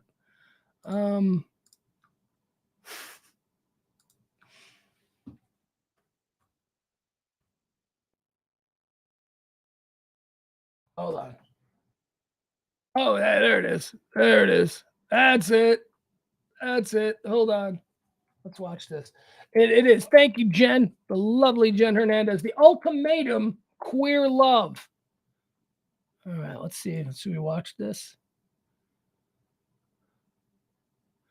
Well, after saying that all the women in the trailer that I saw were really hot, now suddenly I'm seeing. All right, let's see. All right, hold on. Let's watch this. The trailer that I saw featured two women. One was the penthousey, I'm Pam Anderson. She had that whole thing, big giant boobs, blonde hair, that whole thing. But then she was she was flirting with another lesbian who had the short haircut and she was wearing the jeans and, suspenders and all that. But she was gorgeous. It's like, oh my God, she's got a super kissable face. Look at how pretty that lesbian is. All right, so this is that show. I know I jokingly said that I'm probably going to watch it, but I probably won't. But, let's see. All right, here you go. New show on Netflix, The Ultimatum Queer Love. I would love to just start living our happy life. I'm ready, but she's not. Everyone is here for the same reason. Someone in your relationship has issues. Okay, so still pretty. That's a pretty person. Looking nice suit and all that. But look at that. They're just not. An ultimatum. What's going on there? Feel like I found my person. You'll choose someone and move in together in a trial marriage. And then you'll do the same thing all over again with the person that you arrived with. And whether you leave here engaged, single, or newly in love, each of you will decide what your future holds. Back and forth, getting complicated. I'm going on dates with 8 beautiful. There it is. There's the big boob blonde girl. That's her. And her girl that she's paired up with, at least in the trailer that I saw, is really pretty too. Beautiful women. Where's my drink? Like, game on. You're the most masculine person I've ever been on a date with. Fair. She's hot, but I'm also into her ex-girlfriend. It's really hard to see a future with you. All right, we don't need to watch the whole thing, but I just want to go on record as saying I have let's get rid of that. I have no problem with that show whatsoever. Good for them. But they're just exploiting lesbians. Kind of like how every dating show just exploits heterosexual relationships. Why shouldn't lesbians be able to have their own version of The Bachelor? Well, you don't have to watch it. Although I might watch that. I'm just saying there's a reason that I might watch that. All right, there you go. So that's the ultimatum. Queer Love. Debuting on Netflix for this here Pride Week. What else do we have? Look at me, it's 3:16. Look at me not wanting to go away. Adam says, if my art or employment doesn't serve me anymore, I move on. Oh, I should probably have started from the beginning. He says, I love a lot of things. I just ignore what I hate and focus on the good I enjoy, which is why I quit shows and podcasts all the time. If my art or enjoyment doesn't serve me anymore, I move on. I love this about Adam. Well, first of all, I love Adam and I go back 20 years. But I love a lot of things. I just ignore what I hate. No, you don't. You love what you hate. And there's nobody who's a bigger complainer, who is always willing to point out something that you're wrong about, or I hate when people do that. All Adam does is look to argue, which is why I think that we would be really good partners in a cross-country car ride. I think that we could sit in the backseat of a car on a family trip to Florida, and we would bicker back and forth, but at the end of the day, it would be enjoyable. But please don't come around here, Adam, peddling that you don't. Adam, let's get Libby. Let's get his lovely wife, Libby, on the phone. Let's find out if Libby agrees with that statement, that I just move on from things I hate. No, you don't. You go to war with things you hate. You go to absolute war. You don't give up. It's one of the things I admire most about you. It's also one of the things I find most irritating about you. But you don't give up. Someday I hope to hear Adam's podcast where he runs down a list of things that he doesn't like about me. That'll be fun. That'll be fun. I'll be a guest on that show. I will happily take your barbs. He's been a good sport, taking my shit for almost 20 years. Why is the 25th Amendment trending? Are we going back down this hole now? Now suddenly? 25th Amendment is, the president is incapacitated. He can no longer rule. So the cabinet gets together and votes to remove them. I don't know why it's trending.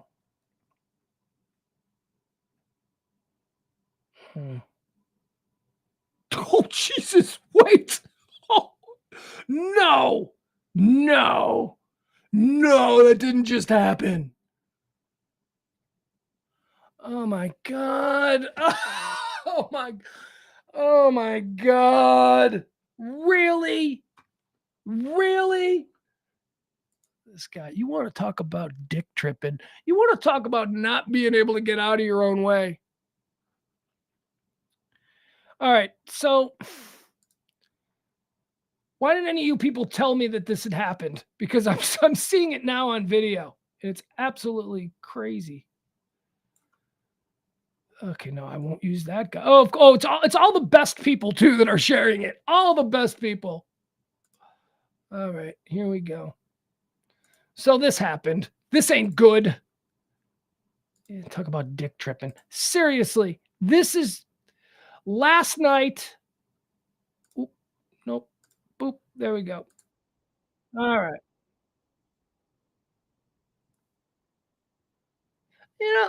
Last night, the old dick tripper Biden, he has what is inarguably a major victory, being able to bring the crazy right-wing contingent of the House to heel.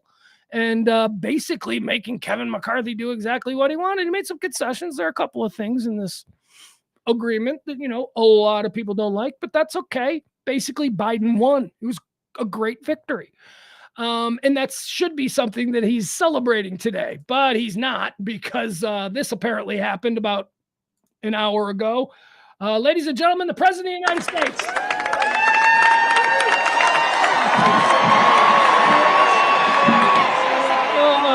Jeez. Is that dude laughing? Oh, let's watch this. All right, he fell. What the? Well, let's see how. Let's break this down. He's looking around. He turns. Okay. Oh, right there. What was it? I can't see. What was down there? Nothing. Did his knee just give up? I had that happen. I had that happen to me the other day. I was running up the back steps here at the 1%er compound, and I got to like the 5th step. And I maybe this happens when you get older. I get to like the 5th step, and all of a sudden my knee that was absorbing all the pressure of that step, my knee went, nope, taking the day off. And I like kind of crumbled for a minute. I'm like, what the fuck? And then it was fine. But man, that's a starting to get old thing. All right, let's watch this one more time. Here you go. He had a great moment yesterday, and now no one's going to be talking about it because there's something to laugh at him about.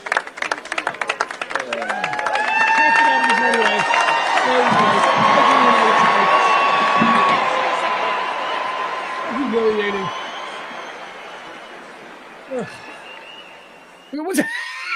What's he pointing at? You can't blame anyone, dude. Look, there's 100 other people on that stage. Nobody tripped. And he's like, look at him. He's like, it's that thing right there. Oh, this poor man. This poor guy. Oh, totally embarrassed. One more time. All right, let's see. I want to see. All right, I'm looking for reactions of people in the background. Like, I want to see, like, who laughed? Was anybody who genuinely, oh my God, you know?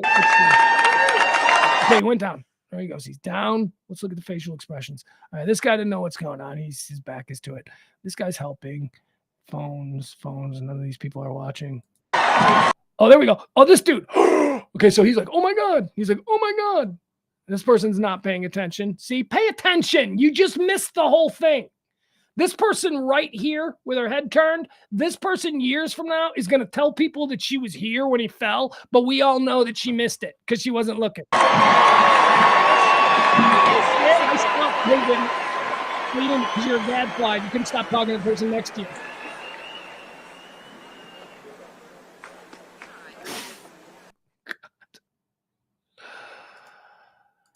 Yeah, well, there you go. Mr. President. It's indicative of nothing other than, you know, he's an old man and he falls a lot. Good Lord. Ford used to fall a lot. Remember Ford? Ford used to fall a lot. And Ford was like a man in his 50s. You know, Ford wasn't like, 116 like Joe Biden is.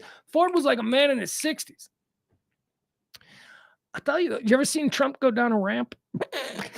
I mean, maybe that's why Trump goes down ramps that way. Trump goes down a ramp like it's humiliating. It's like tiny little steps. Like when there's like that video of him walk. He's afraid he's gonna fall, but at least he's afraid he's gonna fall. This idiot Biden just falls. Trump knows that the falling would be something he would not be able to handle.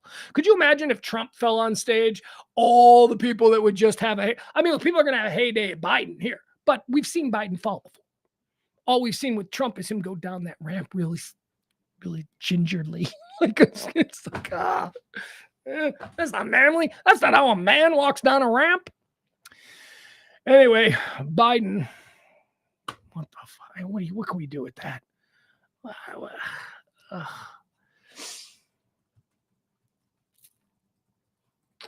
What do you mean? What do you mean, Al? What do you mean Bruce fell? Did Bruce Springsteen fall? Now I got to see that. All right. I bet he got up and was just like, all right. Come on. Go. All right. That's Bruce. Hold on.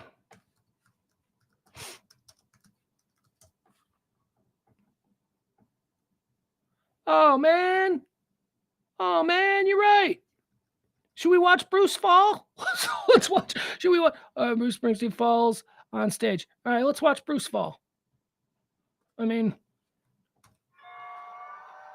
you do know that, Bruce is like, in my opinion, one of the coolest individuals to ever live. He's just such a decent man. He is just such a decent, kind, talented, awesome man who I once thought that maybe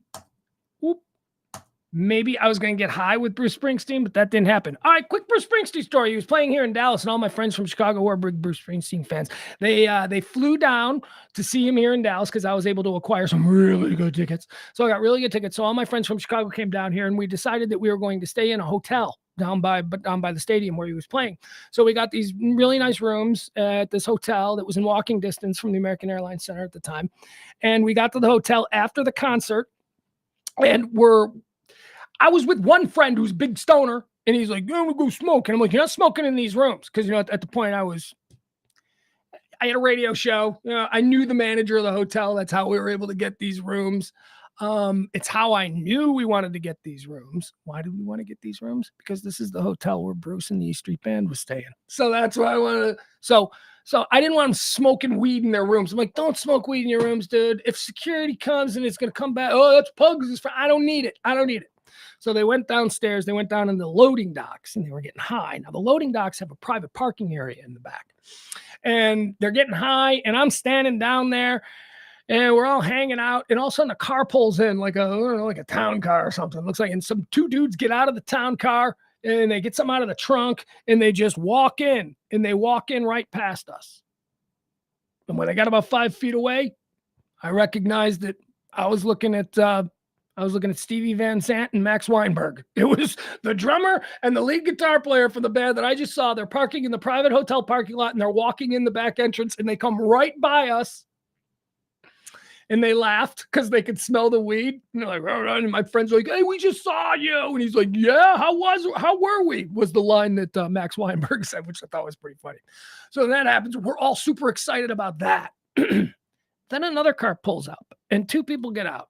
Some like little old man gets out of the front driver's seat. And in the passenger seat, another dude gets out. And the dude gets out of the passenger seat, goes in the back seat and grabs a guitar case and starts walking in. It was Bruce Springsteen. Bruce Springsteen walked right past us. And of course, I said, hi, Bruce. You know that old thing, but you don't want to be weird. He walked by and he goes, you going to share that, boys? Ah, Springsteen. So cool. He didn't want to get high with us, but he thought he'd mention it because he smelt that, Bruce Springsteen's awesome. So he fell, apparently. So let's watch this. Let's watch, where is this? Where is my Bruce? Oh.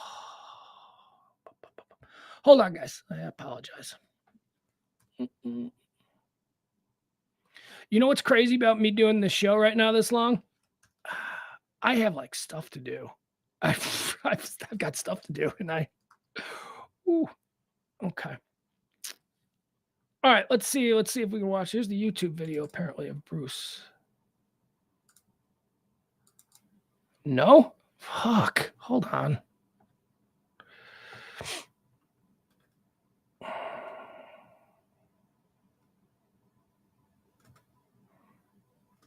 You guys got anywhere to go? I do. I actually have stuff to do. But I feel like I want to. Okay.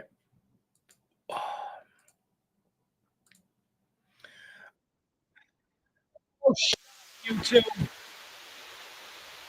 Cheers. YouTube making me watch ads now? That's new. Ugh. All right. Let's see what we're missing here. All right, where is he? Here's apparently this is where? Amsterdam or something?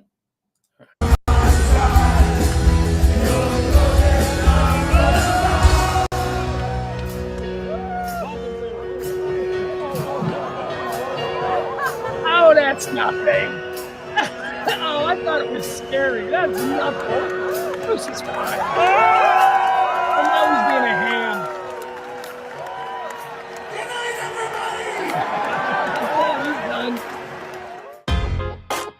Looks like he wasn't born to run a pound. Stop. Watch it again.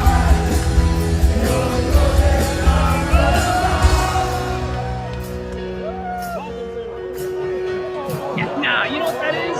That's new gym shoes. He's got new gym shoes on. It's the first time he's worn them. There's a little bit more toe room than he was used to. He didn't clear the lip of the top step.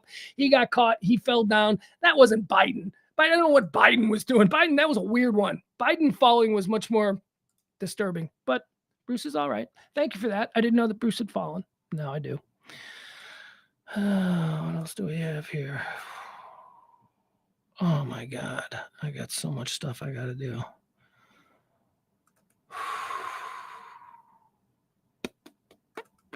Got to pay the bills I can pay. That's what I got to do. I got to do that today. I got to run around and I got to pay the bills that I can pay today. All right, I got to do laundry. I got to get some laundry done. Oh, boy. Got to go to a store. I got to go shopping. The kid is coming this weekend. I got my kid, this weekend. We're going to have a nice weekend, and we got no food for him. So now I got to go food shopping. What I'm saying is 3.5 hours is what I gave you. 3.5 hours today. This ain't our closing theme. That ain't it. There we go. There it is. I have got my poetry. I have got my songs. To see me through the 3.5 hours. 3.5 hours. That's pretty good. That's pretty good. I'm proud of myself. Look, I know that. Look, you all, a lot of you have just hung out with me for 3.5 hours, and that's a very big deal. And thank you for sitting there and listening to me prattle on and on. But I just talked extemporaneously for 3.5 hours. lonely nights help me to be strong. It's a lot of talking. Join us tonight, 9 o'clock. The Pugs and Parker with E show. We're going to be doing the 9 o'clock stream. Last night's show was fun. Last night's 9 o'clock show with me and E and James. We had some weird stuff last night. Like, here's some things we learned. We learned that James would probably kill another person if his wife asked him to. He said he wouldn't rule it out. He said, depend on the circumstances, but James is willing to do that. We learned that if we ever break the law in America and need to leave the country, of all of the nations that do not have extradition with the United States, meaning countries that we go and hide out in and the United States government wouldn't be able to touch us, Andorra, I think we settled on Andorra, which is in the Catalan region of Spain, as being the best choice. That's the best choice. It's that or Zimbabwe. You don't want to go to Central Africa. You want to go to someplace, Spain, it's European, it's sophisticated. You're fine there. What else did we learn yesterday? We learned a bunch of stuff. Anyway, join us tonight, 9 o'clock, for more stupid conversations like that. Never-ending quest, no.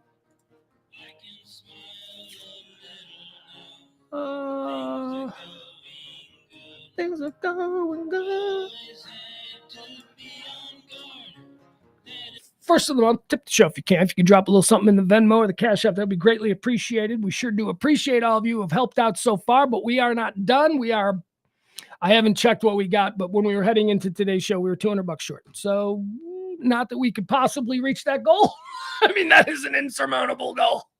Technically, this show needs to make $200 a week, right? To be able to just break even, to be able to do the show, I need to be able to turn, so let's say 2 hours a day, 5 times 2, 10 hours, and then another hour at night, 15 hours, a minimum. I need to be able to turn a minimum 15 hours of live streaming into $200 a week.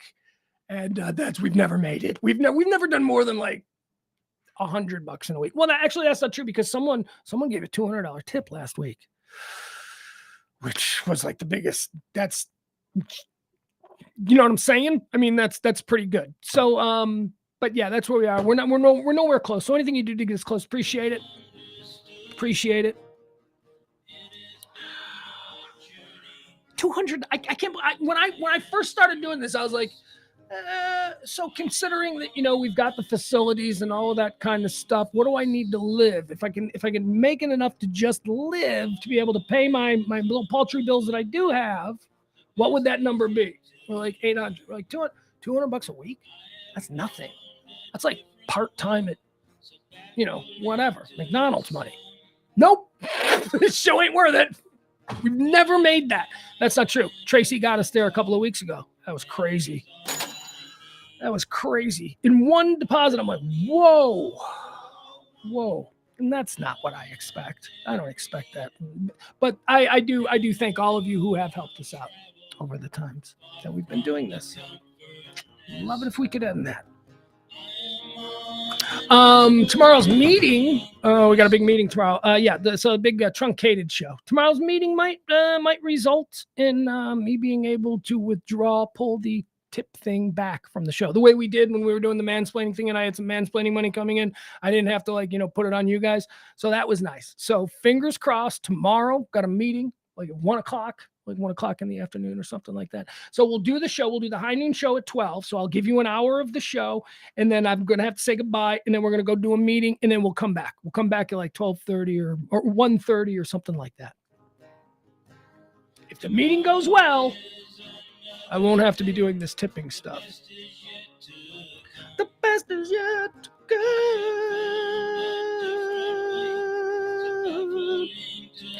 Why is the Secret Service trending? Oh, probably because of the Biden fall, something like that. Oh. All right, we'll see you back here tonight at 9 o'clock. I love you guys. I really do. I mean, I love the concept of you guys. Like individually, I'm trying to see, is there anybody in the chat room that I actually know on a very personal level who I would be comfortable saying that I love? And I don't want anybody to take this person. Collectively, I love you all. You guys are here every day. You're my people. I'm trying to see, is there anybody in the chat room? I don't see my mom. I don't see her in the chat room. I don't know who that is. I mean, I got love for Leslie. I got love for Adam. I got love for, my peoples, but sometimes somebody pops in here. I saw one person in the chat room earlier today. They popped in very shortly. Saw one person in the chat room earlier today who would fit the criteria of someone who I actually know, who I grew up with and have a relationship with, that I would be comfortable saying, yeah, I love that dude. I love that person. I'd give them, I don't know about bone marrow. That's the thing. How much do you love the person? Do you love them bone marrow? Is it bone marrow love? Or is it like piece of my kidney love? Blood love. I give you blood. There's a lot of you out there that I would give you blood, but not like bone marrow. That's like a really rough one. That's like, you really got to love this person you're trying to save to give up your own bone marrow. Down the road I'll travel, far from the comfort nest. Who would I give bone marrow to? That's a good question. Oh my God. Think about this. Who would you give bone marrow to? Is there anyone in your life that if you were a match and they needed bone marrow transplant, who would you give it to? Because it's an incredibly rough thing. The person who donates their bone marrow goes through some stuff, bad stuff. It's really quite a commitment. So let me think. Certainly my mom would get my bone marrow, but you know what? My mom wouldn't take it. My mom would be like, oh, it's fine. Don't worry. I'd be like, no, take my bone marrow. My kid obviously would get my bone marrow. My kid's mom could have my bone marrow because it's my kid's mom. I don't want to put him through that. So yeah, absolutely. She could get my bone marrow. I'd give my bone marrow to E. I'd give my bone marrow to Ed. I'd give my bone marrow to Aaron. There you go. That's pretty much it. Ed, E, Aaron, my son's mother, and my mother. Those are the only people at this point I'm willing to give bone marrow to. Sorry if you weren't on the list. See you at 9.